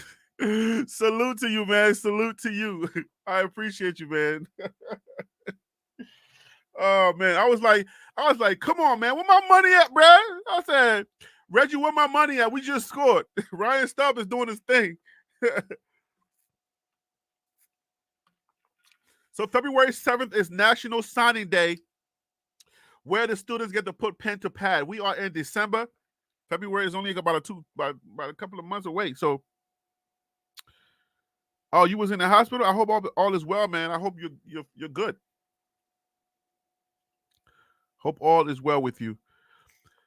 So we are watching the transfer portal. Let's go back to an update for the transfer portal, guys. Let me give you all the update. What's going on to the transfer portal, or what's going on in the transfer portal. That's what this show is about. If anybody's out there is confused, we're not our usual antic selves. We are watching the transfer portal live, guys. Please, no confusions out there. All right. This is what's happening right now, guys. Let's look at the school. We look at the Pac-12. We go to Colorado Buffaloes. All right, so now we just have, why do I have 2024, 2023, 2024, hold up. All right, you guys let me know. Okay, it's because of position. Let me just go to all. Let me go to all. Okay, all right. So I had it on position. So I was like, wait, what's going on? Why is everybody, Okay, so yeah. So just keep in mind, guys, if you're just joining us, the latest, the person that just joined the latest in the transfer portal, that just jumped into that transfer portal, is linebacker Egan Carey. Egan Carey is the latest transfer portal jumpy, if you want to call it that. Prior to him, before that, we had Anthony Hankerson. We had Van Wells. This is in the order of them jumping into that transfer portal. All right, so we have, if you put it in order, Egan Carey. We got Anthony Hankerson, Van Wells. We got Gerard Christian Lichtenhand. And I think it was Caleb Ferreira and then Marvin Him. They could have done it in the same day. I don't remember. You can correct me in the comments or in the chats, guys. But yeah, but these are the 6 players that are currently in the transfer portal for Colorado Buffaloes. And if you want to have some fun, why not? Let's just have a little bit of fun while we at it. If you are trying to look for players who can help us from the transfer portal, from the trenches of Georgia, you will find none, okay? And you're like, well, okay, Harry B, go ahead and give me Alabama. Let's steal some players from Alabama. None. Stop playing with me. Nobody from Alabama or Georgia are going to be jumping into that transfer portal. So, like my Liberian people would say, my man, don't hold your howl. Do not hold your hot. And Texas A&M, right? They were a hot topic for Deion Sanders to go to them, right? How many players did they get into the transfer portal? All right. Oh, now we're getting some movement. We got Max Johnson. He jumped into the transfer portal. He's been committed to now North Carolina. All right. So, guys, if you are watching the transfer portal, this is how it works, guys. Once we get a commitment, guys, it'll show up right here. Right now, you see question marks are right here. Question marks right here, guys. This is hard football information today. No antics. All right. So we don't have no antics today. The show will happen though. All right. All right. So I see you, Timothy. If you're still here, guys, let me make sure I see you guys. Showing interest, Timothy. All right, guys. Let me give you guys the link. Please forgive me. I'm looking at the email kind of late, but I do see some people want to join the show. Let me go ahead and give you and send you the invite so that we can go ahead and have a conversation. All right. Please forgive me for seeing that email kind of late there, but I will send you the link so that we can have a conversation.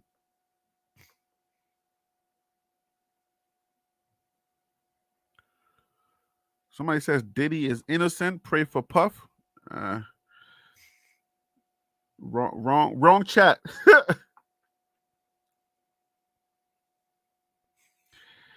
All right, so Angela said Georgia and Alabama players probably waiting after the playoff games. Okay. All right, so Derek Scott says not with a 12-team playoff, it's not going to happen.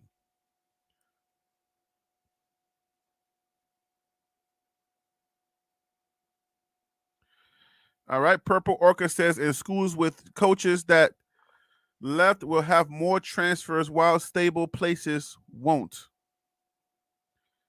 All right. I see what you did there. I see what you're saying there. If your coach transferred, then you're not really going to have that many. You're going to have a lot of players transfer out. All right, Timothy and Derek, I am waiting for the email to come through.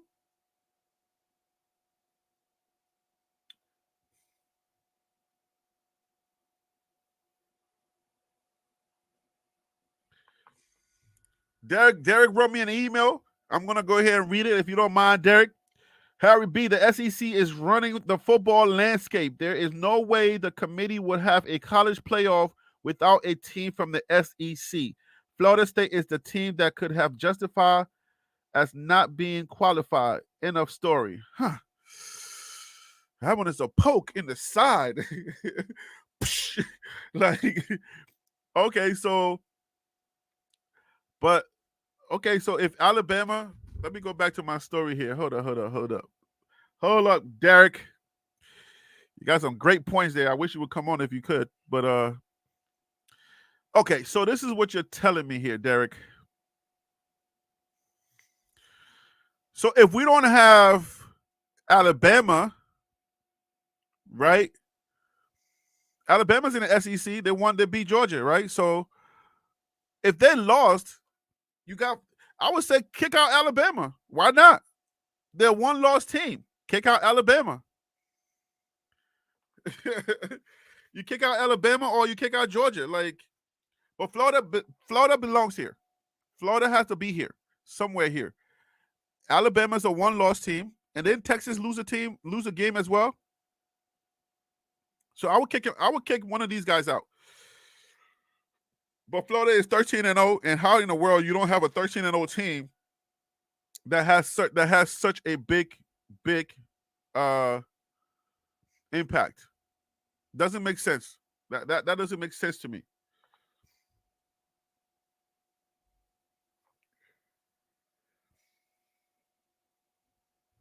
Timothy, I'll be right with you. I'm still waiting for my slow computer. There we go. Finally got the link. All right.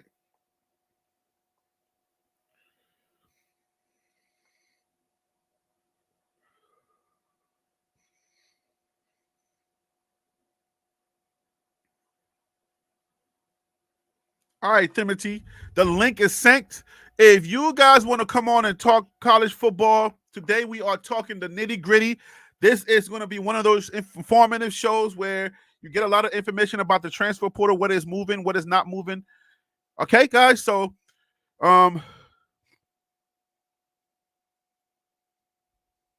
just wait you'll find out SEC is the devil, and I'm an Oklahoma fan. Somebody is protecting the SEC, man. Okay, somebody is protecting the SEC, and I think it ties to Deion Sanders. I'm always trying to find a way to tie this into Deion Sanders. You stop Deion, and he can't make no waves into anything.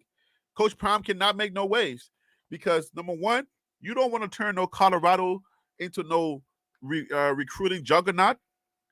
That you can't turn Colorado and Deion Sanders loose. If you turn him loose, and now you got a bunch of black kids that want to go play for him, it's not a white thing right now. Just white people, forgive me, but if you turn Coach Prime, the Black Whisperer, if you turn him loose, you don't impede anything that he's doing. If you just let him have his reign, if you don't try to stop him with your Pat Narduzzi's, with all of your anonymous coaches, with all of the religious things that came against him, with all of the things that we don't know about, if you turn him loose, all their mamas and daddies and people that love Coach Prime and want to see him win, and they got their kids that are coming, that are going to colleges, and they're choosing 5 stars, 4 stars that want to play for Prime because they know we like flash, we like to see the diamonds, you know what I'm saying? We want to do our heads like this. All of those things, if you turn Coach Prime loose and you don't stop him, he turns Colorado into a recruiting juggernaut. And the SEC lose a little bit of their mojo. They lose a little bit of their sting. All right? And then there are other teams that are in that Pac-12 or that are in that area that are probably going to start getting looks. I'm just saying. It's a narrative that I'm going to run with, and I'll just leave it right there, okay? The SEC wins a lot, but other people can win a lot too. Anyways, I got a guest on the show. We are about to invite the guest on the show. Let's bring on our guest, Timothy Smith. Timothy, what up with you? Thanks for coming on. Hey, what's happening, Harry B? With you, how you doing today? Hey, I'm blessed, man, and highly favored. Awesome. Where are you calling from? What state you in? I'm in Dallas, Texas. Dallas, Texas. Oh, okay. So y'all big on football over there. So yeah, man, Duncanville, DeSoto, Cedar Hill, South Lake, etc., etc. There's some dogs here, man. My goodness, who do y'all root for? Like, how do y'all choose a side? Well, I root for Duncanville. You know, they're a 6A Division I school. You got a 6A Division I, 6A Division II. I mean, you're looking at about like 6,000 students at the school. So, okay, so you root for Duncanville, but who do y'all root for when it comes to college? I'm an LSU fan, man. I went to LSU for briefly as a track athlete, but I have friends and stuff that went to the league. Devin White, Snead played for Kansas City, number 38 DB, all from our local community. So, yeah, man, but I wanted to call in and talk about this playoff situation. Okay. And FSU, like, they down to their third string. They struggled with Louisville this past week. Okay. They only had 55 yards passing. So you telling me that they could beat one of the 4 teams that's in the college football playoffs as of currently? No. Not even though they are deserving because they won out, but when you go back to that committee and the way that it's structured, it's the best teams that are playing now. Yes, their defense is great. I give it to them on that. But you can't score no points. I mean, they struggle, like I said, they struggle with Louisville. So how are they going to beat a Alabama? How are they going to beat a Georgia? They're going to get smoked by Georgia, man, in that bowl game. That's not you don't get to decide that. No, I don't get to decide that. But I'm not saying you. I'm not saying you. I mean, the committee doesn't get to decide that. That's not your place. Because are you trying to make up for your sins for letting TCU in? No, I'm not. Who, TCU? I'm talking for the committee. I'm not saying you personally. Oh, okay. I'm saying, no. Are they trying to make up for their sins for letting TCU in? No, that was last year, man. That's what I'm saying. So you're trying Yeah. to make up for your sins for letting TCU win. If you're saying that they can't play, you don't get to decide what they can do on the field. You don't get to decide that because they've already done the prerequisite. That the reason why you have prerequisite is so that if you check these boxes, I'll let you in. But how in the world do you have a prerequisite and then you change at the end? Okay, why not let Liberty in? They 12-0. Is Liberty's schedule as tough as Florida State's? No, but they're undefeated. No, but it's not just about being undefeated. Okay, You got to so check if the they're other not, boxes. okay, strength of scheduling. Yeah. Okay, let's talk about strength of scheduling. Mm-hmm. Florida State beat who in week 2? They beat Alabama. Well, they beat Right. everybody. So I mean, they're 13-0. They beat everybody. Right. Well, clarify everybody. Oh, everybody that played. Everyone that played. Well, I'm talking about powerhouse teams. Alabama, Georgia, Michigan, Ohio State. I feel like Georgia should be back in there. Yeah, I would right. leave out Texas. Even though Texas beat Alabama in week 2, Yeah. Alabama beat Georgia. How do you put Alabama in and then leave out Texas that beat Alabama? How would you justify that? Because Alabama beat Georgia, which is the number 1 team in the country. Yeah, but you can't then put And I don't mean to interrupt you, but Alabama was ranked what when Texas beat them? They was like 2 or 3 in the country, if I'm not mistaken. I don't have these statistics pulled up, what but I did follow you college say? football. When Texas beat Alabama in the beginning of the season, Mm-hmm. they were ranked what 2 or 3 in the AP poll. This is the top 25 on your screen. I'm talking about it. That's current, right? This Or is that, week 12. no, week 2. Oh, you want me to go all the way back to week 2? Yeah, go all the way back because that's when they beat them. That's when Texas beat Alabama Okay. in week 2.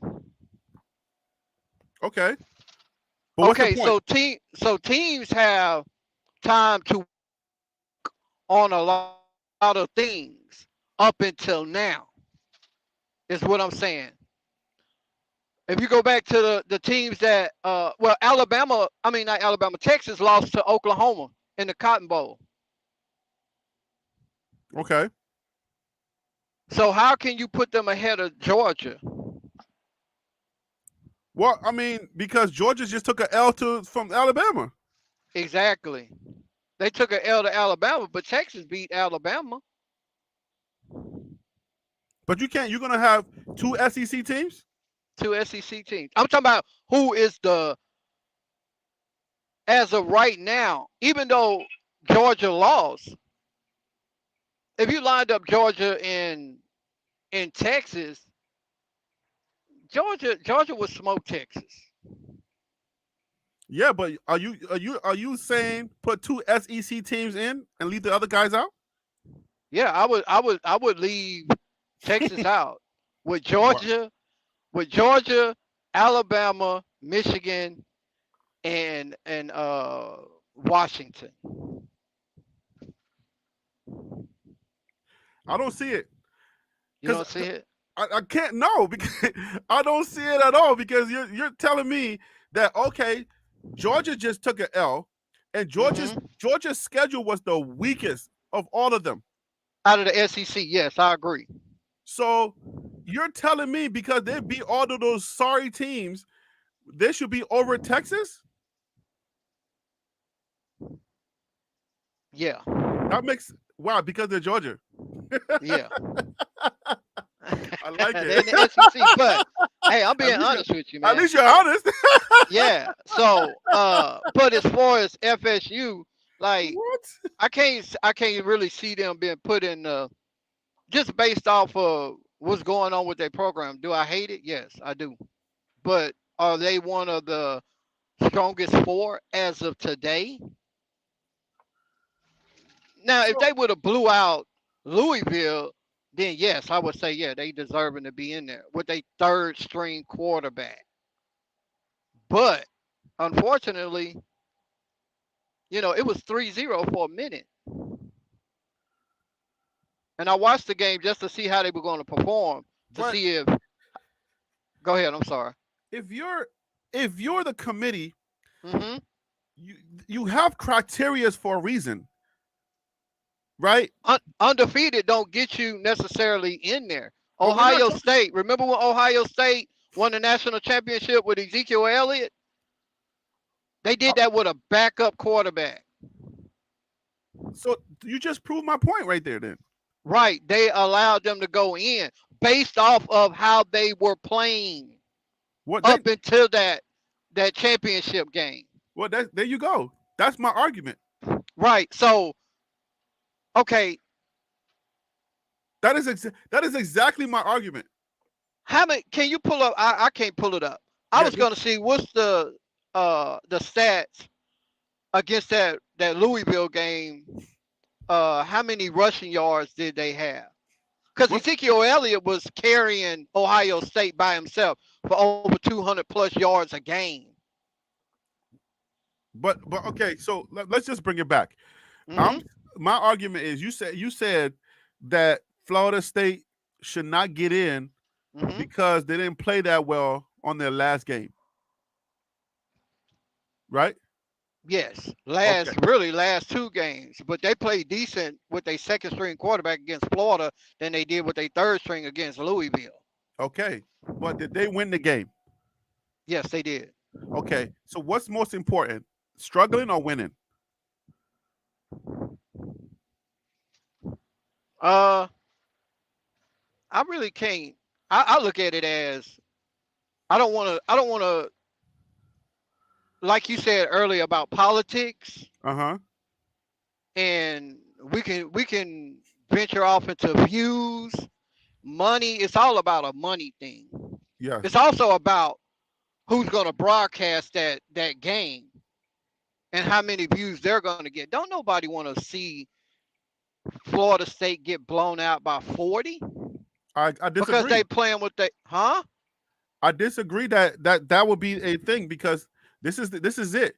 Whenever you get to this place, right? Whenever you get to this, you can put in Chattanooga, whoever. You can put in an AAU team from anywhere. Everybody's gonna watch it. This is the final one. This is not no, oh, we're in the trenches of broadcast and we just need to have views. This is not that. Coach Prime Right. already killed that. Well, I guess Coach I Prime guess for killed that. like right, I guess for like a football, and I love Coach Prime. I've been watching him ever since he was here Yeah, in Coach the Prime Dallas already killed Metro, that. along That's with his that. son. Right. But that's Coach Prime also. I mean, you got to take in the fact that he is Deion Sanders. So you can't them views come off for Deion Sanders because you got a lot of people that want to see him fail, and you got a lot of people that want to see him win. No, But but at the end of the I'm talking about the fact that your statement was this is going to be about television viewership. And I don't think when you get to this stage anybody cares because now everybody's team is out. Now you Mhm. got these teams that nobody that we this is not our teams, but we are college football fans. We're gonna Right. watch these. We're gonna watch the games now because now all of our Yeah. teams are out. All of our local teams are all gone, and this is Right. it. This is all we got. So this is not Right. about. This is not. This has nothing to do with.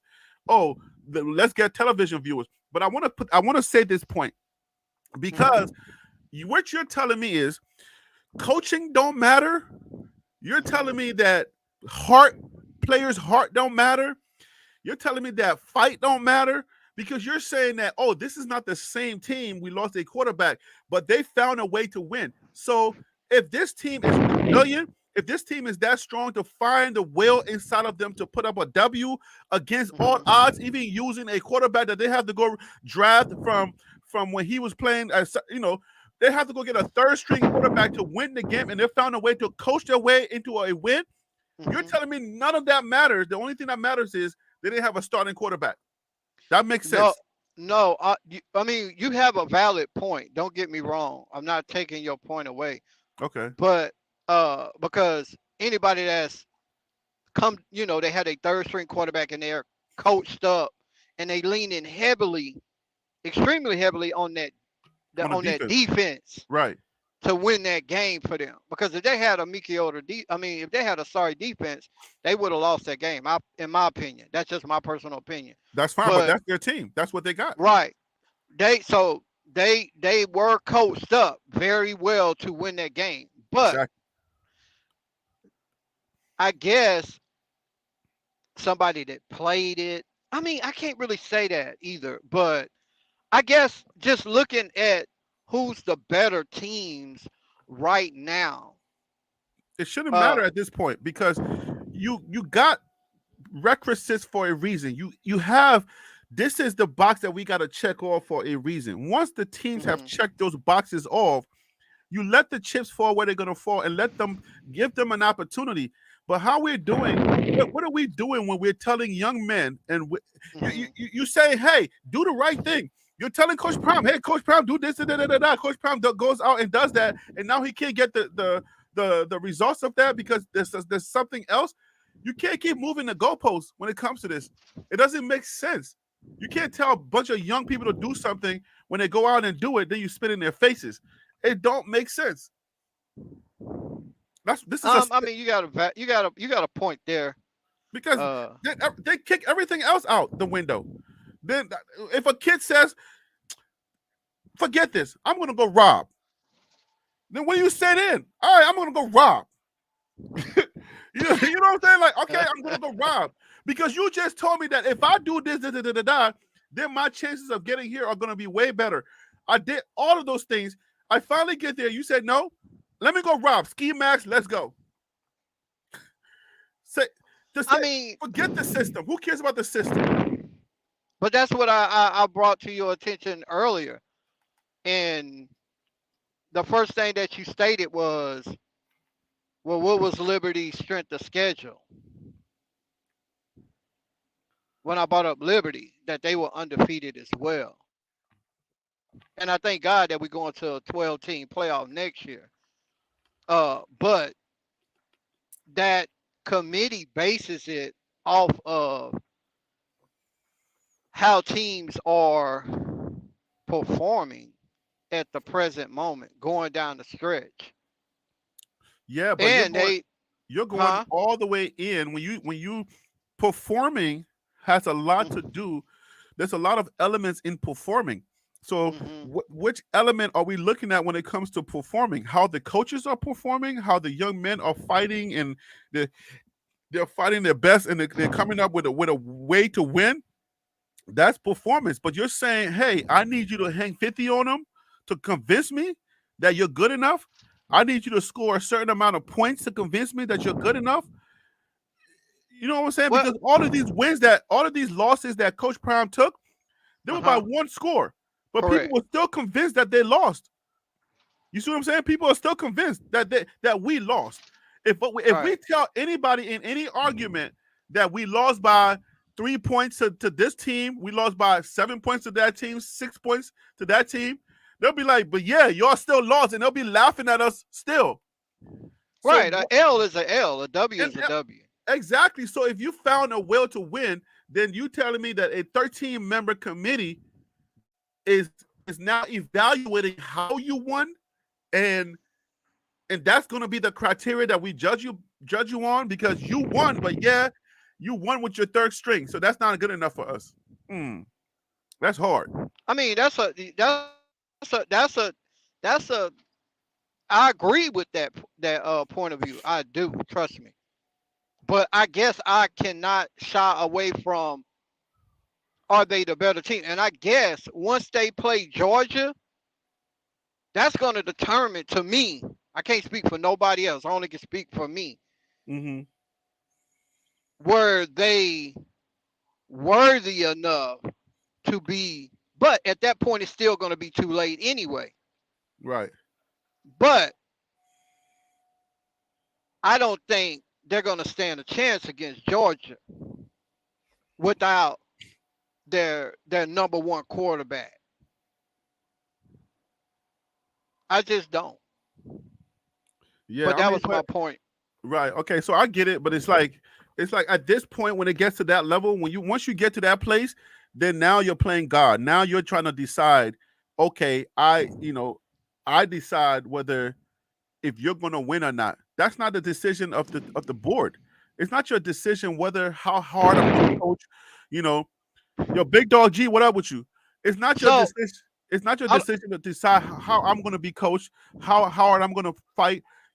My heart is not going to be in it. Now you're trying to decide how hard I'm going to be coached or the elements that's going to take me to get to that W. You're trying to decide that because I've done everything else you asked me to do. mhm. Yeah, so you can't I decide. mean, Liberty been coached good. They've been undefeated as well, even though it's that strength of schedule, but they're undefeated. It's not based off of how well you've been coached. The committee don't care nothing about that. They don't care about how well you've been coached or none of that. What they care about is putting the that they feel because they are the committee who are the top four at the current moment best teams in the country. But I can argue that as well with Ohio State. I feel like Ohio State is a great team as well. They could be up there as well. Yeah, but I mean, the biggest argument is going to be Florida with the 13.0, I mean 13-0 record. Yeah, You know it what I'm saying? is. So And that's the ACC championship. that's what I'm You're saying. right. I mean, you go 13-0 and they say no. Now it's like, you know what I'm saying? Back in the day, you know how like I don't know how long you've been a college football fan, but like the arguments like All my around life. this. Okay, so around this time, somebody's gonna be crying, somebody's gonna be upset, everybody's gonna be Mm-hmm. fussing, oh, this and that. But like this, do you agree that this is like the very first in as long as we've been watching college football, this is the Mm-hmm. very first so clear, the clearest way, the clearest team that has been snubbed Mm-hmm. as long as you can remember? Where there's no controversy, no matter how you spin it, there's no way you can go left or right with it. As far as the committee is concerned, Mm-hmm. is this the clearest snub, or can I you feel like remember? I feel like I feel like TCU cried their way into it last year. They could have easily been left out as well, but it would have been the same thing. They would have felt the same way as Florida State feel. But when they got a chance, once they let the committee let them in there, even though the committee knew that they wasn't one of the strongest teams, they went undefeated, and they allowed them to go in there, and what happened to them? They got smoked. So They that's why I got said smoked. earlier. That's why I said earlier in the beginning. Are they trying to make up for their sins of letting TCU in? You know what I'm saying? It's like they're trying to make up for their sins, or let's not put this team in there because if we put this team in there that's deficient, if we put a Hmm. deficient team in here, we might get another TCU, and everybody's gonna be upset with us. Let's put a lot of strong teams in there and let them battle it out so we can get a good game. Is that what you think they're trying to do?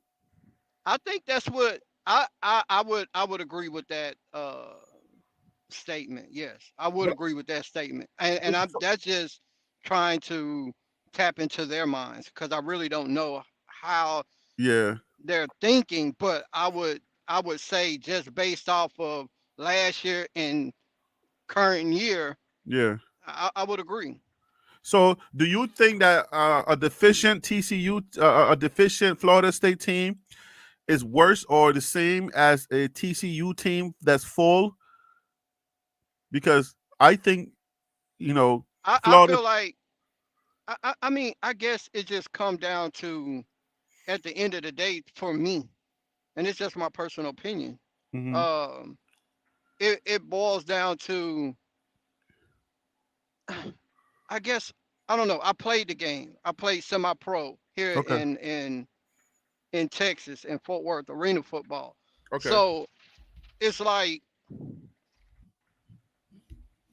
their quarterback is the heartbeat of that team. Right. Would you agree or disagree? Of course. Yes. Okay. Without your door, we were Okay. struggling. Right. Okay. Exactly. Um, but if you have a if you're driving down the road and you got uh,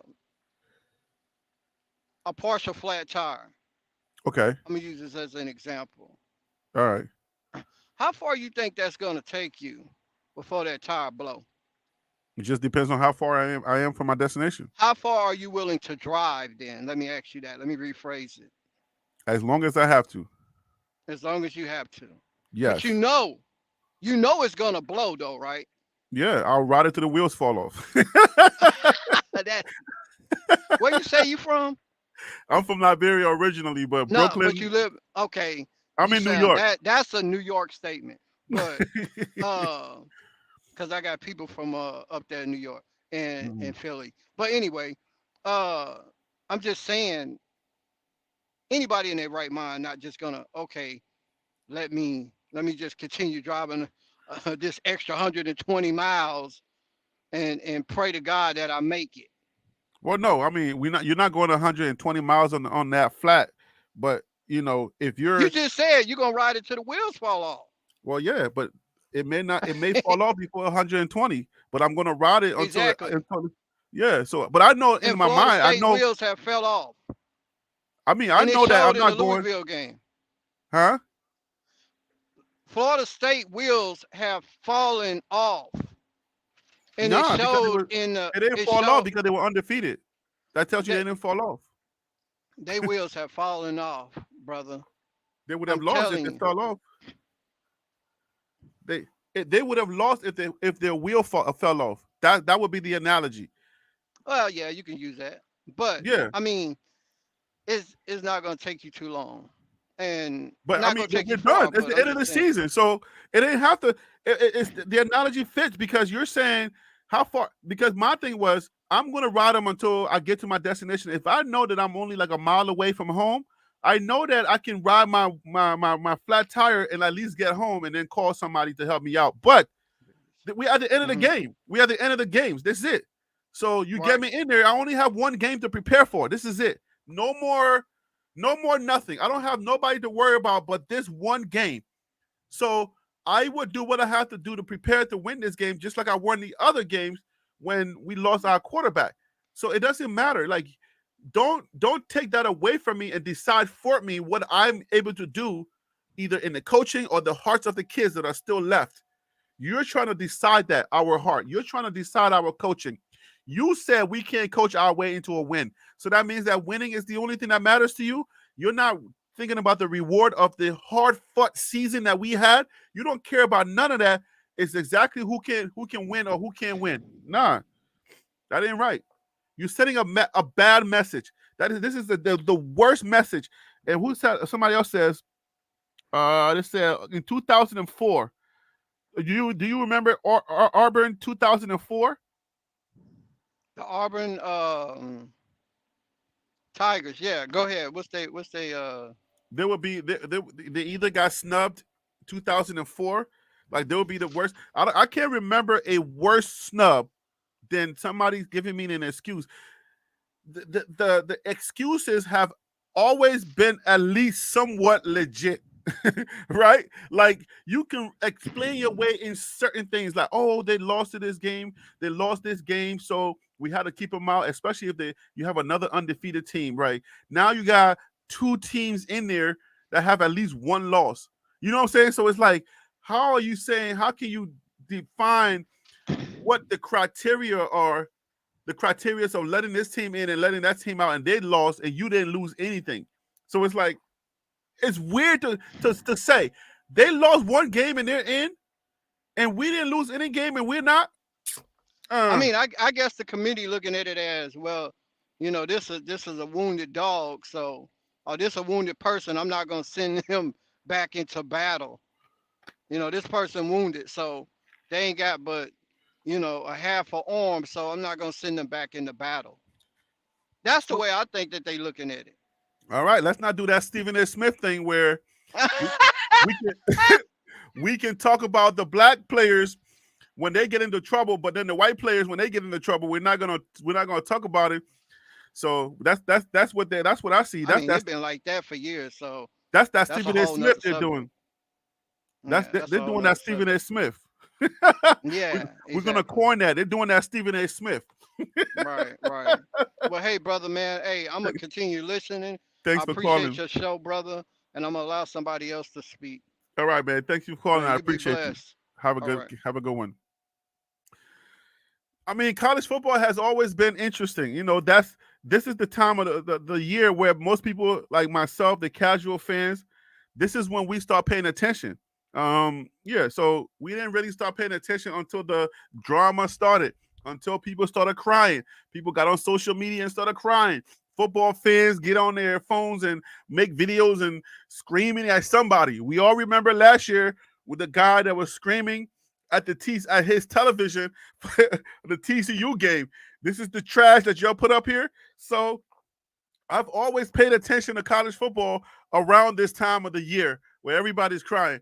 Right now, because now I'm a sportscaster and I am a YouTuber and influencer, I'm following Colorado football.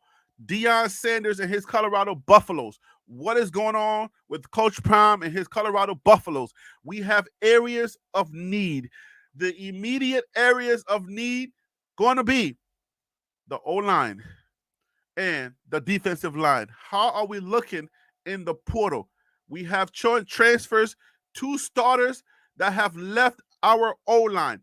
Now we were supposed to bring in some fresh meat, some guys to try to give us some depth. Now we're going to have to get 2 more guys to start, but then we're going to have to get even more guys to fill up that O-line. We're losing guys, but we got to make sure that we replace those guys. Anybody out there that are keeping track of the transfer portal, guys, it is 247sports.com.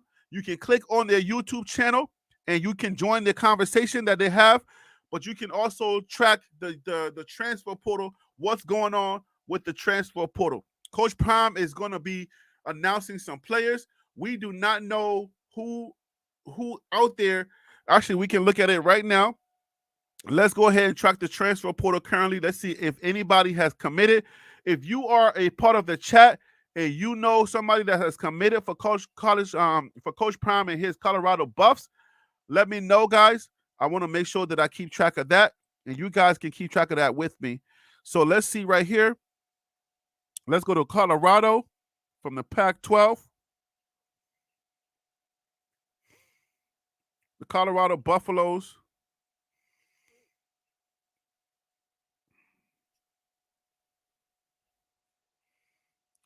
All right, so all of the 6 guys that left, they have not committed to any schools yet.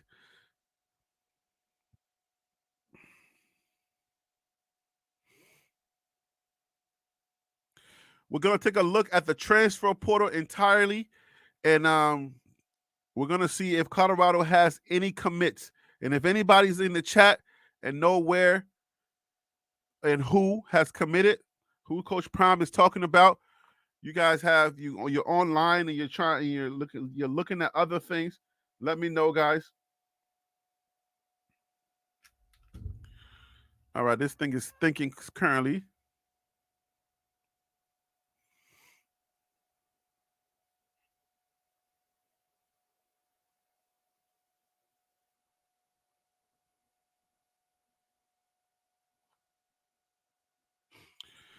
All right, so we are currently still watching the transfer portal to see what's happening over there. I'm waiting for the transfer portal to update.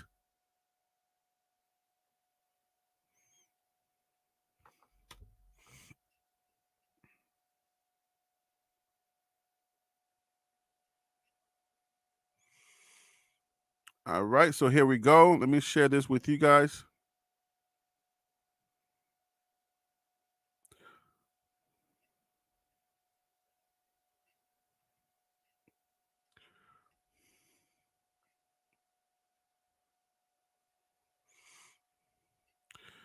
All right, so if you look at it right here, these are the schools and these are the current players.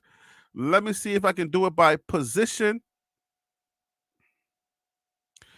Let's look at the offensive line.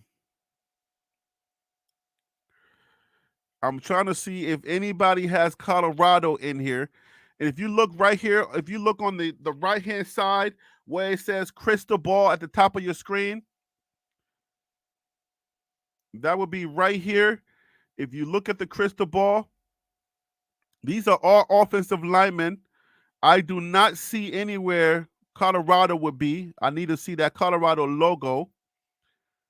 I do not see anywhere where any of these offensive linemen have committed to Colorado. Nowhere. I do not see anywhere where Colorado has any commits. So far, we got no movements. Just right here, we got a Colorado player. That's Van Wells. He hasn't committed yet. All right, Colorado player. This is the offensive line that I'm looking at currently. So currently, there's nothing happening with the offensive line. Let's look at the defensive line. So far, no movement. Nothing from the Colorado side of town. And let's look at the defensive line. Same thing. I don't see anywhere where Colorado has made any movement. We got Popeye Williams. And Popeye Williams have committed 100% to, I don't know what that logo is for. It looks like the same logo that he's coming from. But I do not see anywhere where Colorado has any players that have committed from the defensive line or the offensive line. There's nothing here. Guys, if you want to call in, the email is hottipsfortlpsports@gmail.com.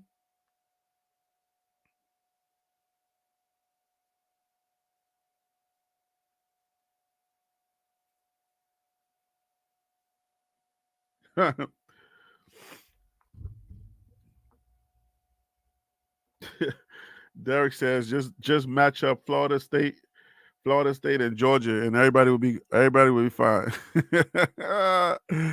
OMG.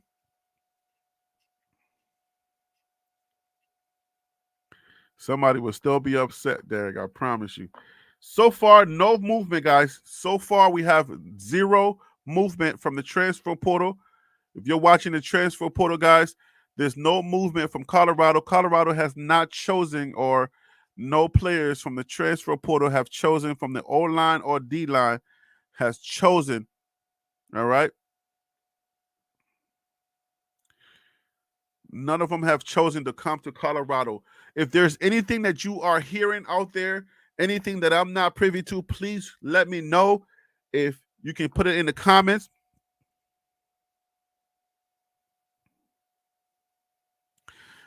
To tell you the truth, I don't know that we're going to get that many top players from the transfer portal. I think whatever Coach Prime is doing, this is another thing we got to look at.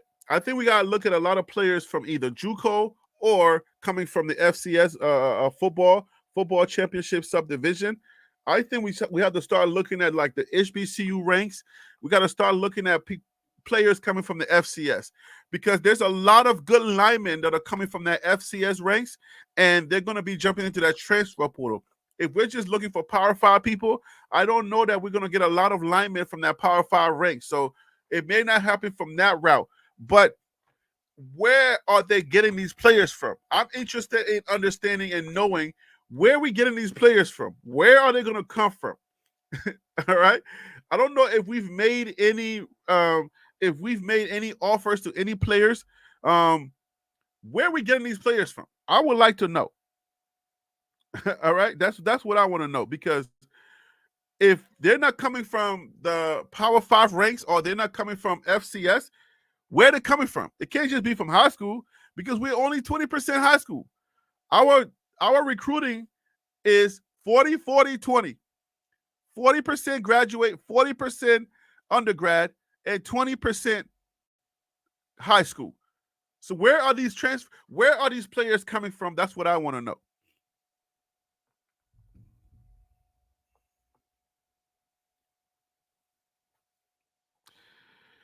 Mike says, Mike, what you say? Mike says, Harry B, Big 12 now. Carry 3-star was last to leave the Buffs. Yes. I'm not sure if you're just joining, but I think you're right. Yes. Derek Scott says, so playoffs are based off looks now. Hey man, playoffs have been tough for years. Like I said, I've been casually watching college football when people have been crying. So yes, Players moved on to be a head coach at another school. It was the plan. It was. You made a change at the end of the season. all right, let's play this Coach Prime interview that he had with the transfer portal guys. So let's go ahead and play that. If you guys were not privy to this information, let's go ahead and check that out.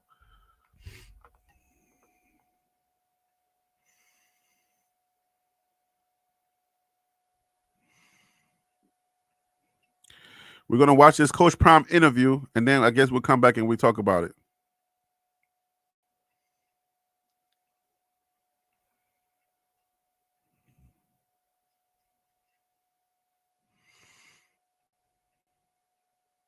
You made a change at the end of the season at the coordinator position. Now that coordinator has moved on to be a head coach at another school. That was the plan. It was. Wasn't that the plan? Yeah. Okay, when you leave as a head coach and you come as a coordinator, don't you think you have plans to blow up and leave again? That was the plan. So the plan was executed. I am happy for Sean Lewis. I am happy for whomever he took with him. I'm happy that he's elevated. Sean is a good guy. I have no quarrels with Coach Lewis. Coach Lewis did a phenomenal job in the time that he was able to do his job. I'm happy for him. I'm happy for Nick going to Louisville and prospering. I'm happy for Brew. I'm happy for these guys. You made a change at the end of the season at the coordinator. All right, so Coach Prime, that's Coach Prime knew. I mean, like he's saying right there,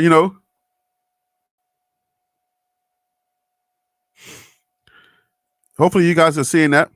So basically, Coach Prime, he's saying right there, you think Coach Prime worried about the high school players? I mean, you got to recruit 20% of high school players, so you got to bring in some dogs from the high school ranks. There are some big kids. These are high school players that are at college, so he got to be worried about everything. All right? We can get the whole idea of I ain't worried about this, I ain't worried about that. Then what are we worried about? We ain't worried about nobody leaving. We're not worried about anybody coming. Who are we worried about? Like, when are we going to worry? Do we have time to mourn? Like, you know what I'm saying? Like, do we have any time to do anything? Like, are we all not worried about nothing? We ain't worried about nothing, okay? Apparently, ain't nobody worried about nothing. Some of the fans are worried. I ain't going to lie to you. I ain't going to hold you. Some of the fans are worried. But Coach Prime ain't worried about nothing. Ain't nobody. Everything is cool. All is well. Ain't nobody worried about nothing. Okay? So, hey, Coach Prime knew what was coming. He understood that. He understood the move. So, listen. If somebody leaves you, then at the end of the day, you know that you got a replacement coming. Then you're going to be excited. Coach Prime knows something we don't know, obviously, because he's the coach. All right. So we're not going to sit here and worry about everybody that leaves. But for the constituents, do you think it's disingenuous to say we ain't worried about nothing no matter what it is? We're not worried about no players. Maybe Shador and Travis, if they left, then will we worry? You know what I'm saying? So it's like, okay, ain't nobody worried about nothing. That's kind of weird to me. I've never been a part of a fan base where nobody was worried about anything. Like, it's really weird. And I don't know. I'm not trying to say I worry a lot, but no matter who we lose, is it a defense mechanism? Is it a coping mechanism to where we're not worried about nothing at all, no matter what it is? We're never going to just be like, hey, man, I wish that guy didn't leave. Like, dang, bro. Nobody ever worked with a Coach Prime team. Like, we let him go. Bye, Felicia. That's every player. Nah, bro. I don't know. I don't know. Maybe I'm different. Maybe I'm just, I like to throw caution to the wind. I like to say, okay, at the end of the day, I would have liked that guy to stay. Man, maybe this guy should have stayed. because you can't tell me you need linemen, but the ones that are leaving, we don't care about because it takes time to develop linemen. That's what it does. I mean, if they sucked last year, do you think they're gonna suck this year, or if they suck this year, are they gonna suck next year? We gotta look at it. If you develop them, hey, this is what you did wrong, because there are players that are on that's still on that team. You still got players on the team that they weren't perfect this year, so they need development. We're gonna have to work with them. Why are we not applying that same energy to the line people? When they're leaving, we just say, bye, Felicia, we don't care because you sucked. So if somebody sucks, don't you coach them? Isn't that what this is all about? Can somebody tell me if I'm wrong or am I right? If somebody didn't do so well, don't we send them to camps? Don't we do special training? Don't we put them through special something? If, for instance, Coach Prime was not allowed to get rid of anybody, and none of the kids were allowed to leave, then aren't you stuck with them? If they were not allowed to leave, then don't you have to now put them in through something and help them to develop? So everybody's leaving Bad Felicia, like we don't care about nothing. So I don't know, like it's hard pill to swallow because I feel like we don't care about development. And I don't buy it. I call cap, bruh. I got the blue cap on today, and I'm calling cap. Y'all can quote me on this. I'm calling cap that we ain't worried about nothing ever. I'm calling cap. Somebody worried. Okay? I'm calling cap on this.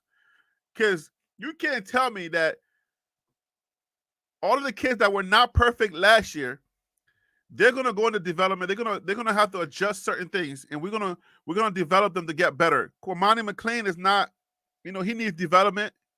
He got a taste of what it's like to play FSB football or FBS. I keep saying FSB, but FBS football. He got a taste of it, so he has to develop. He got to get better. Cormani McLean was terrible this year. The boy could not tackle to save his own life or to save his pet. Okay, hey, tackle that guy right there, and your pet does not get it. If you don't tackle him, your pet, low Frisky, is gonna get it. Okay, Pup is gonna get it if you don't tackle. He's like, oh well, Pup it's been real. All right.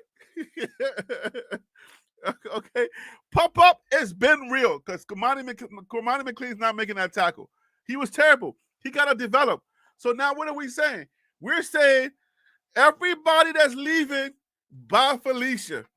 So that means we're talking about development doesn't matter. Am I crazy for thinking this? I call cap. I'm calling cap. Because I don't think y'all know what you're talking about when it comes to that. I think y'all crazy.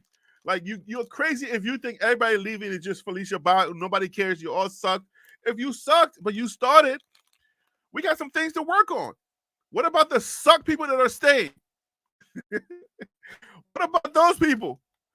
What about them? Because if it's bye Felicia for everybody that's leaving, then that means you're worried about the people that stay too. Because they're still here and they're sucked. So what's going to change about their game? What is going to change about the game of the people that are still here that were on that team or on that line last year or this year? What's going to be the difference?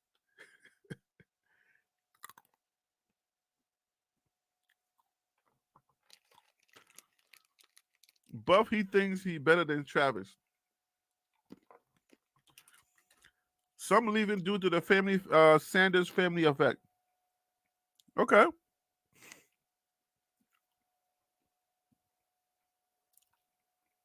Komani showed me everything I needed to know. He thinks he's over than Travis. I don't know what that means.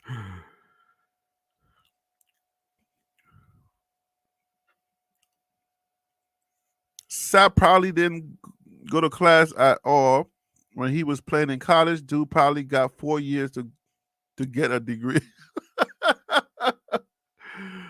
Oh my goodness. Wait. What is this? Warren Sapp not coming. I think that's just hype because Sapp was excited being in Boulder. Is this news? Did y'all just see a video that says Warren Sapp not coming?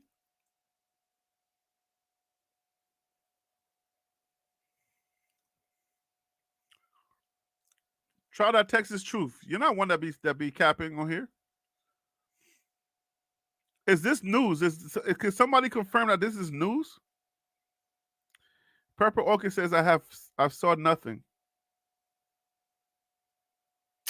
No news, just my prediction. Come on, Texas. Oh man. Well, you're gonna say Warren Sapp, but you gotta come on. You gotta put something in it that says prediction or something. You can't just say Warren Sapp not coming.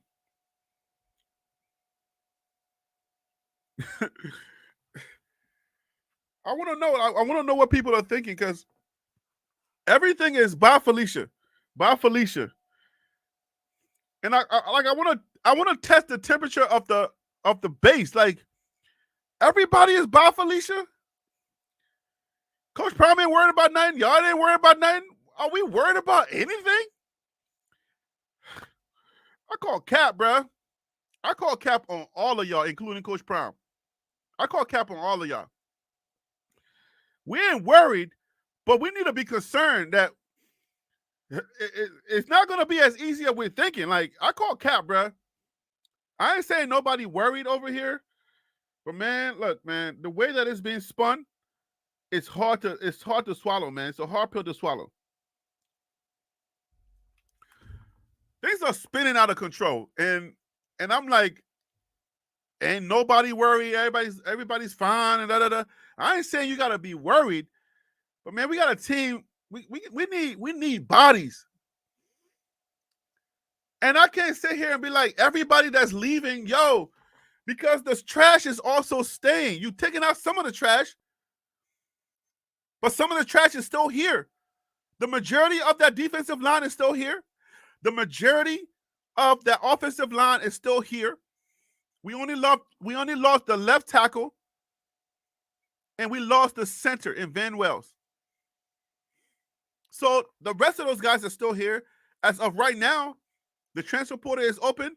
They haven't jumped in yet. They only have a few more days, and then that's it. They can't do no more, or they only have like a month or so. So if the rest of the trash is still here, then your confidence in the ones that are still here, is it based on the fact that they can get trained? Because they're only one click away from being Felicia. They're only one click away from being Felicia. Everybody is going to be one click away from being by Felicia. If that's the energy that we got for all of those players, then what is it that's giving us the confidence? The new guys? What's giving the base the confidence? This is a Buffs channel. So Buffs, talk to me. Where are we getting our confidence? What are we holding on to? The hope of the future of the people that are coming? Is that what we're looking forward to? If that is it, then I say, okay, fine. We're going to put our hope in the future, which I'm totally fine with. But if we put our hope in the future, please know that you got to be content with the future. That's where I'm at with it. You must be content with the future. I don't want to hear anything. If we're putting our hope in the future, I don't want to hear anything from anybody if the future doesn't go as planned.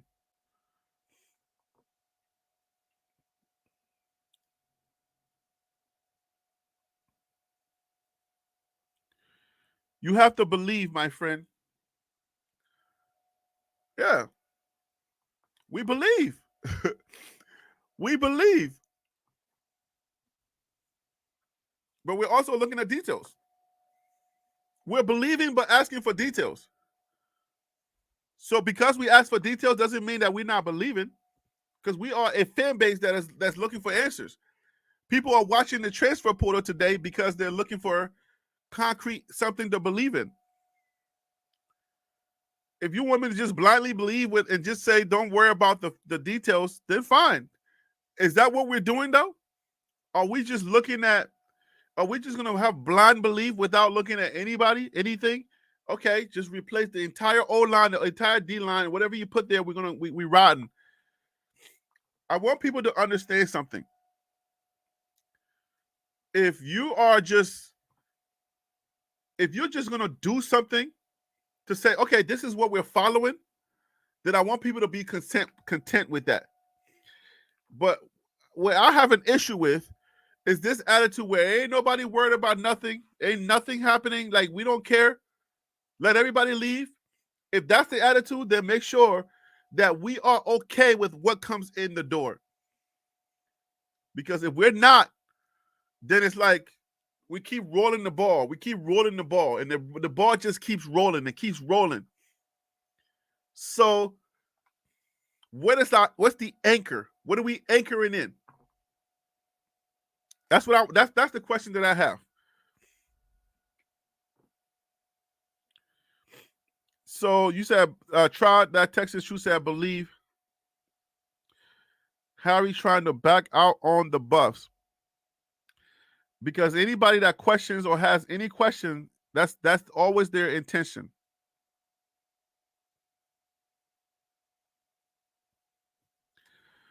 I may come back live later because this show's about to end soon.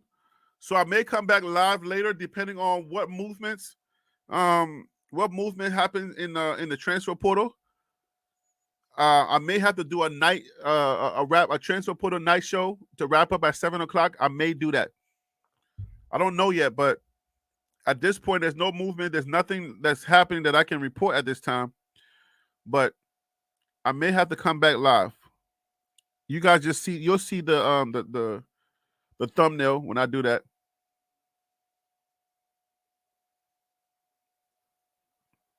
Believe, but don't believe blindly. Yeah, I mean, that's what I'm saying. We're just looking at details. And anybody that questions, that's the thing that I hate about this whole constituents. Anybody that has concerns, questions, they're always hating the Buffs. I don't think that's the truth. People have a true fan is going to have concerns. A true fan, somebody who really believes in a team, is going to have concerns. And when you speak it should not matter. It shouldn't mean that your loyalty is being tested. Like, everybody question. If you are an American, you question, what are our leaders doing? What are we doing today? What is how is our leaders, or how are our leaders, the people that we vote for, that we sent to Congress, that we sent to Washington D.C., how are those people helping our country to move forward? When you question those, or when you have questions about how our leaders are moving and things that they're doing, it doesn't mean that you're not loyal to your country. You just have questions because that's who you are. You are a member of this country, and you want to know what's going on. If everybody's loyalty is always going to be questioned, you know what I'm saying, then it's like, then that means you're just a blind follower. You don't care about the team. You don't really care what's going on. Like, I care. If you still have a question about my loyalty for the Buffs, especially when I call myself a bandwagon Buff. If you don't know what a bandwagon person means, or what that means to be a bandwagon, then you don't know. But for somebody to say, hey man, I know it means something bad, but that's who I am, that should tell you something about the loyalty that person holds. Like, I don't mind that people will make fun of me.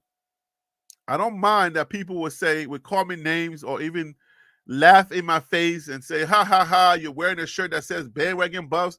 You are bandwagons. You guys are losers. Da, da, da, da. Your coach is a clown and there's a clown show.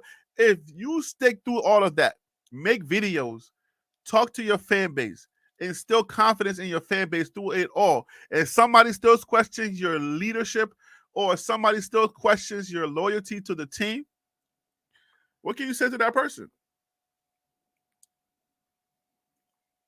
You can't say anything to that person. I can't help you at that point.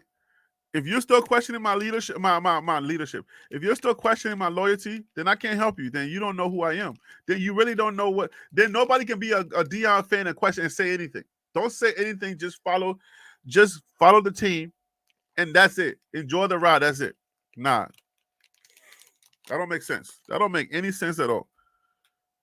Not at all.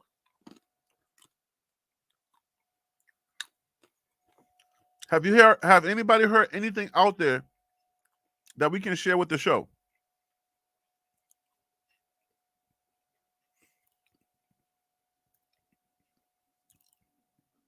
I do not know that we're going to get everybody we need on the O-line this year. I know we're getting Tyler Brown back. Praise God. We get Tyler Brown and we get a few more pieces. I'm still going to stand on that 3 to 4 guys. I think we get 3 to 4. We get 3 to 4 solid guys on that defensive line or that offensive line. I think we would have improved the team. So that's what we need to do to improve this team. Get 3 solid offensive linemen and 3 solid defensive linemen, and the team would improve. For sure. And then we got to coach them. We got to lead these guys on the field. I mean, they're going to get the motivation for life. They're going to be good men. They're going to have discipline. They're going to be fast. They're going to have all the extra stuff that's off the field. But at the end of the day, we have to put them in position to win on that field also. And that's going to start with play calling. Knowing which plays to call, given whatever situation that we're in.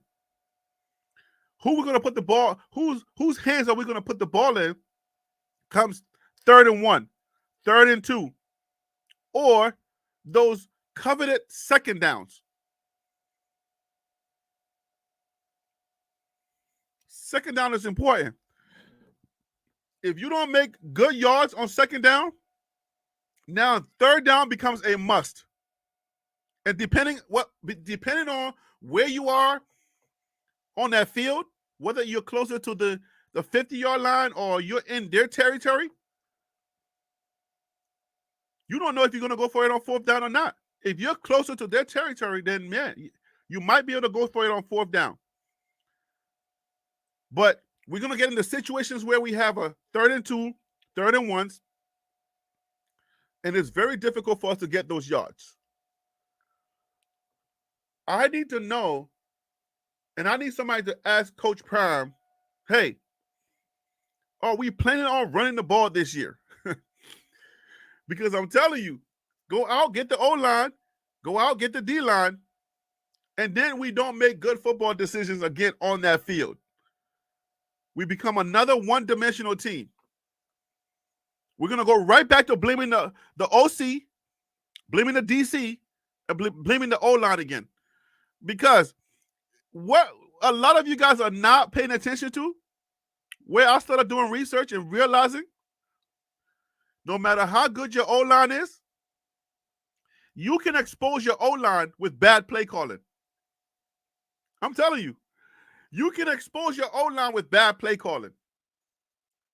So we need an OC. Who is our OC? You see what I'm saying? The young men need to know who we're going to be getting. Because O-lines are not going to be holding, they're not going to block forever. That means that the team that we are playing, their defensive rushers, their defensive line are going to be the weakest defensive line ever. So that means we're going to be playing a bunch of bad, weak defenses all year.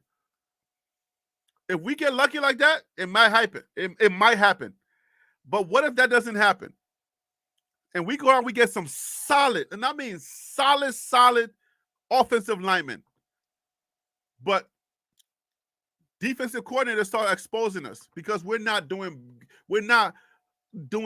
really good play calling.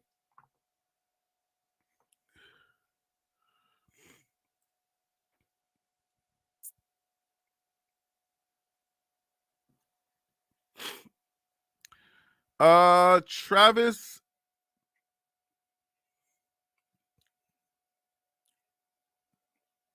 and Shador's majors.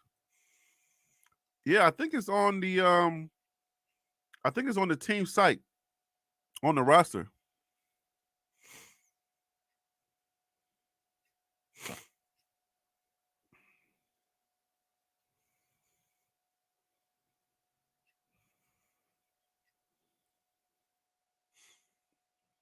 Let me see. Colton Allen. Let me see if they have their majors here. Yes, it's on the roster. 1 second, I'll get that to you.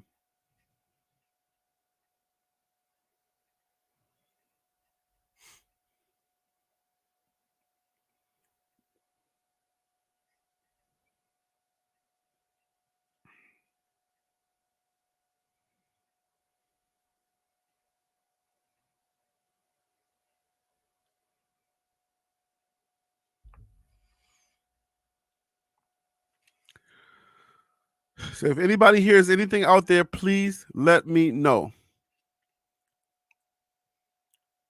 This show is almost wrapping up. We're going to be getting another show, hopefully, when we get some more information.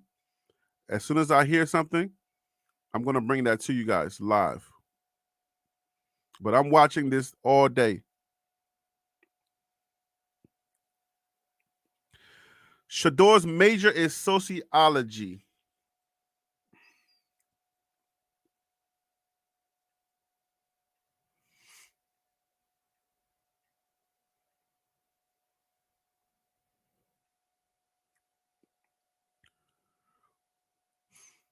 All right, so right here, quarterback number 2, Shador, 6'2", 215 pounds. He's a junior from Trinity Christian in Jackson State. He is majoring in sociology.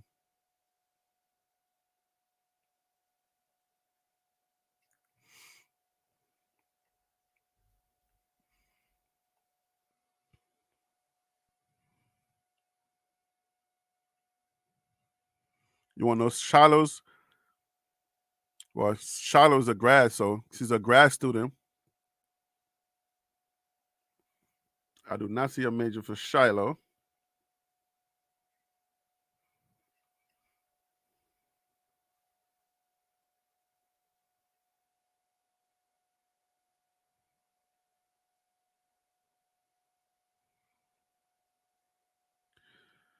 Let's see if we can get you Travis Hunters.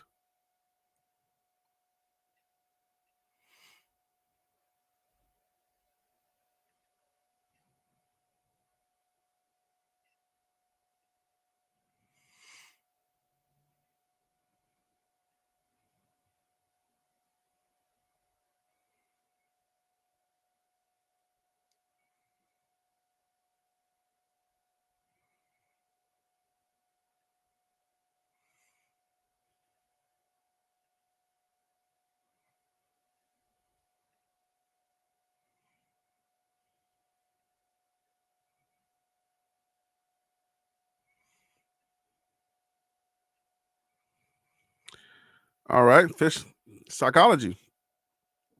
Travis Hunter is a psychology major. He is currently as a sophomore. He is majoring in psychology. So if you go to cubuffs.com, you click on roster, on the football roster, you can get all that information right there. So hopefully that was helpful to you. Hopefully that answered your question.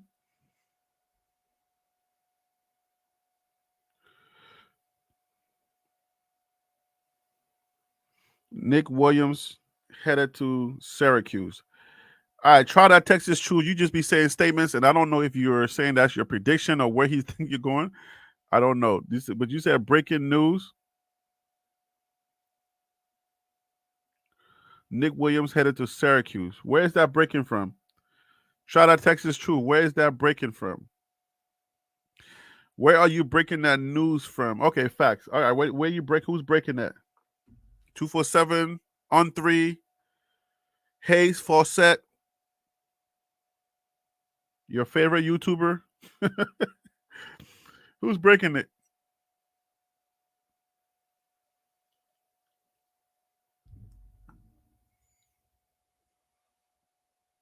I only knew Dylan's and Gator's because there was interviews. All right, so I don't know who's breaking that news about him going to Syracuse, but I know Coach Prime. You know, in that interview clip that I just played or that I played, Coach Prime, Big Dog Chico posted the graphic also. Huh. Let's see. Coach Prime said it's Louisville or Coach Nick Williams.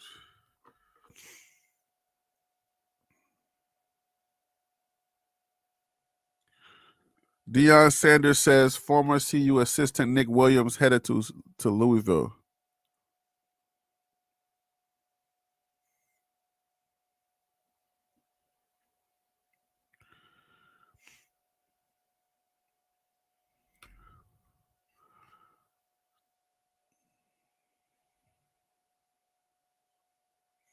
So far, I got nothing as far as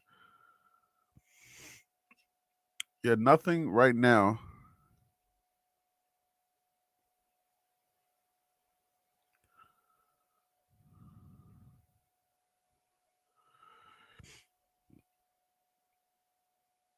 Oh, Nick Williams himself, really?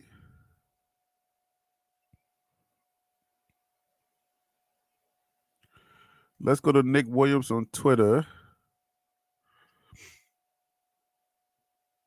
Maybe you got a cell phone on him. Maybe he called you up personally because is it Instagram or it's not Twitter?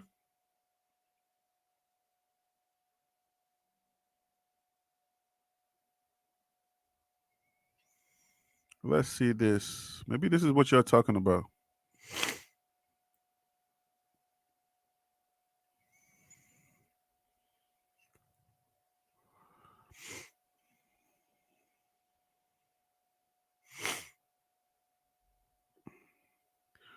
I guess this is what you're talking about right here.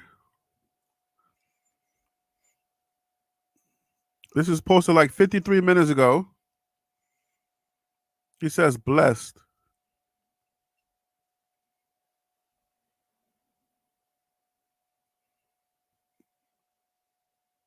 I guess Coach Prime was capping.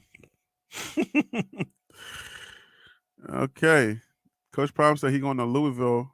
Mick Williams posted blessed. Oh, this is a pinned message. Okay, so right here, Nick Williams says blessed. So try that Texas truth. You're right. Breaking news. Syracuse football. Official account of Syracuse football, five times conference champion, 1959 national champs. Hey, a win is a win. 1950 what? A win is a win, bro. Okay, so he is going to Syracuse. All right. So Syracuse is in Pennsylvania, right? So he would be on the East Coast, leaving all that snow to go on the East Coast where it's hot, cold every now and then. But I guess this is what you were talking about. This will be it. This thing right here, Syracuse. Nick Williams, Syracuse football. Right here.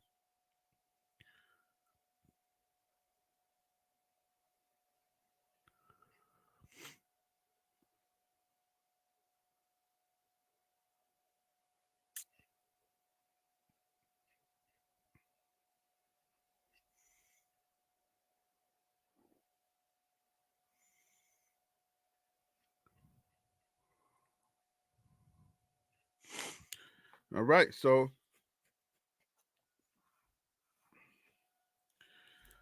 yeah, Coach Prime says Louisville. He says Syracuse. So there you have it.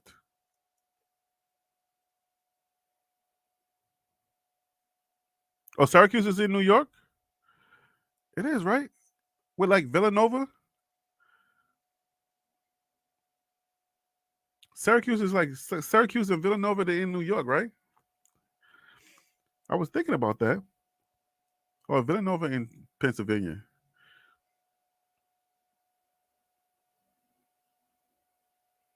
All right, Steven, man. I'll see you later on when we got about 7 more minutes for this show. You know.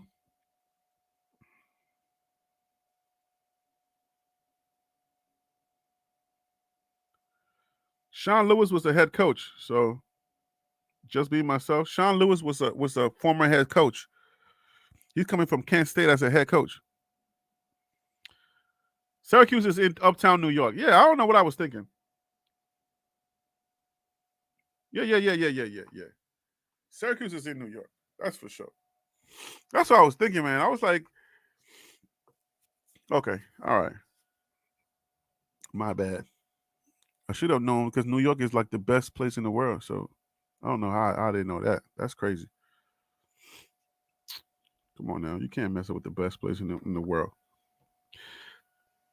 Did Prime say Louisville to diss Nick Williams? What's going on? I don't know. I don't think he was dissing him. Like, why would he? Have you ever known Prime to diss anyone? He's going with his friends Elijah Robinson and Fran Brown. Yeah, it seems like from a lot of you guys that one probably hurt a little bit because for some reason this fan base is the hardest fan base to please. Everything is bye Felicia. Nobody cares. Villanova is in Philly, yeah, because Villanova is over there with my it's closer to where my wife went to college. So yeah, okay.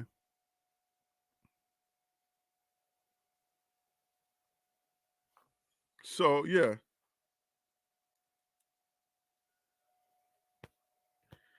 Jet Engine is laughing at me. It's in Pennsylvania. Syracuse isn't in Pennsylvania. Calm down. It's not that funny. People make mistakes. Jet Engine. What's so funny? I'm not from here. I'm from Liberia, Monrovia, Liberia. Okay, I didn't do that well in American geography. Calm down. All right. I still got at least 3 degrees though. But calm down. Stop making so much fun of me. Okay. I make fun of me before you do. Calm down. Anyway. Oh, Lord have mercy. You can get a laugh on my behalf. Anyway. Let's go ahead and watch the transfer portal one last time before we end this show, guys. We got about 4 more minutes before this show is over. This has been hard football news. Not the salacious stuff that we're used to talking about, but you guys know we got to talk about this stuff, right? You're going to have to get some of this type of news every now and then, guys. That's just how it works. Let's watch the transfer portal one last time. CU is down bad right now. Jet Engine, what you got? All the guys are being taken off the board. Excuse me. When you said CU is down bad right now, what does that mean? Let's look at this. We're starting with the defensive line. I don't see no commitments on the board for a lot of these defensive linemen from these different schools.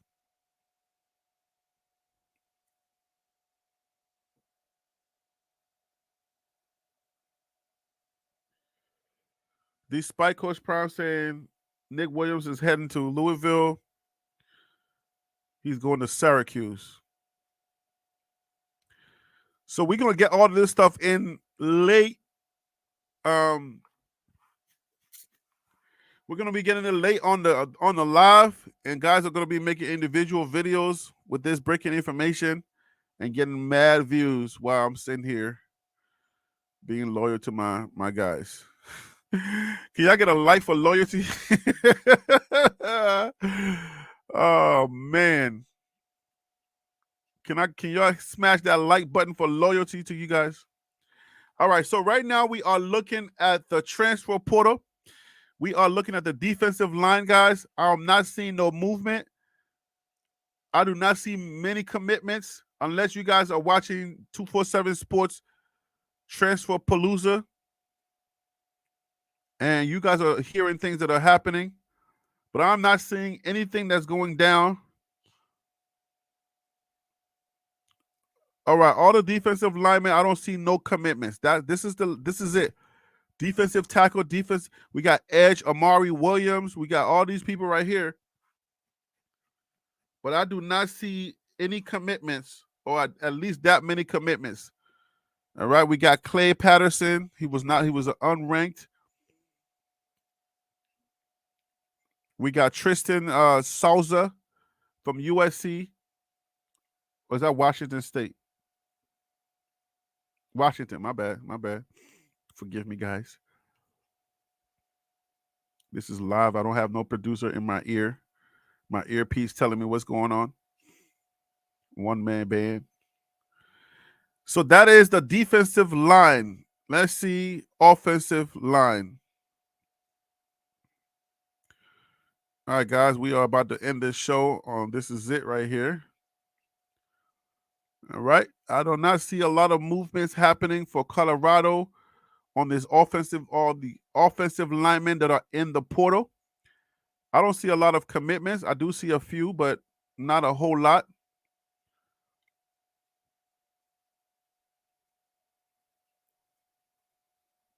Not a lot of movements here on the offensive linemen.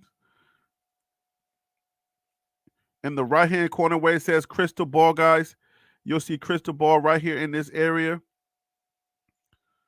I do not see any crystal balls or movements or commitments for these offensive linemen that are in the portal. So that's what it's looking like. All right, so it is 3 o'clock now, guys. We are done with this show. All right, Stephen Charles. Take care, man. What CU is a sinking ship. All of the qualified coaches are jumping ship. The unqualified ones are staying. The truth is that Prime will not coach. Oh. So you had an opinion. It was an opinion piece. Okay. That's an opinion. But you say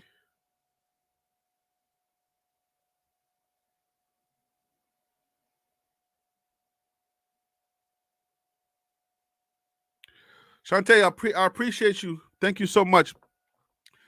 I will see you guys back here later on today. If we see or we hear anything, any movements that we hear, guys, I'm going to come back on live so that I can give you some updates. Obviously, there's some breaking news where we know that Syracuse is in play for Nick Williams. That's where he is going, not Louisville like Coach Prime said. So that could have been an individual video that I made, but thank you guys for sticking in there with me. We learned about, what was the guy name? We learned about one of our linebackers that is going to, the Egan Carey. Egan Carey is jumping in the transfer portal, or he's in the transfer portal. And we learned that Nick Williams is going to be going to Syracuse. Thank you guys for sharing this time with me and being on here with me. So I will see you guys later. You know who I am. I'm Harry B. And that right there was a Liberian perspective. See you tonight. Hopefully, if we get any news. Peace. Brah.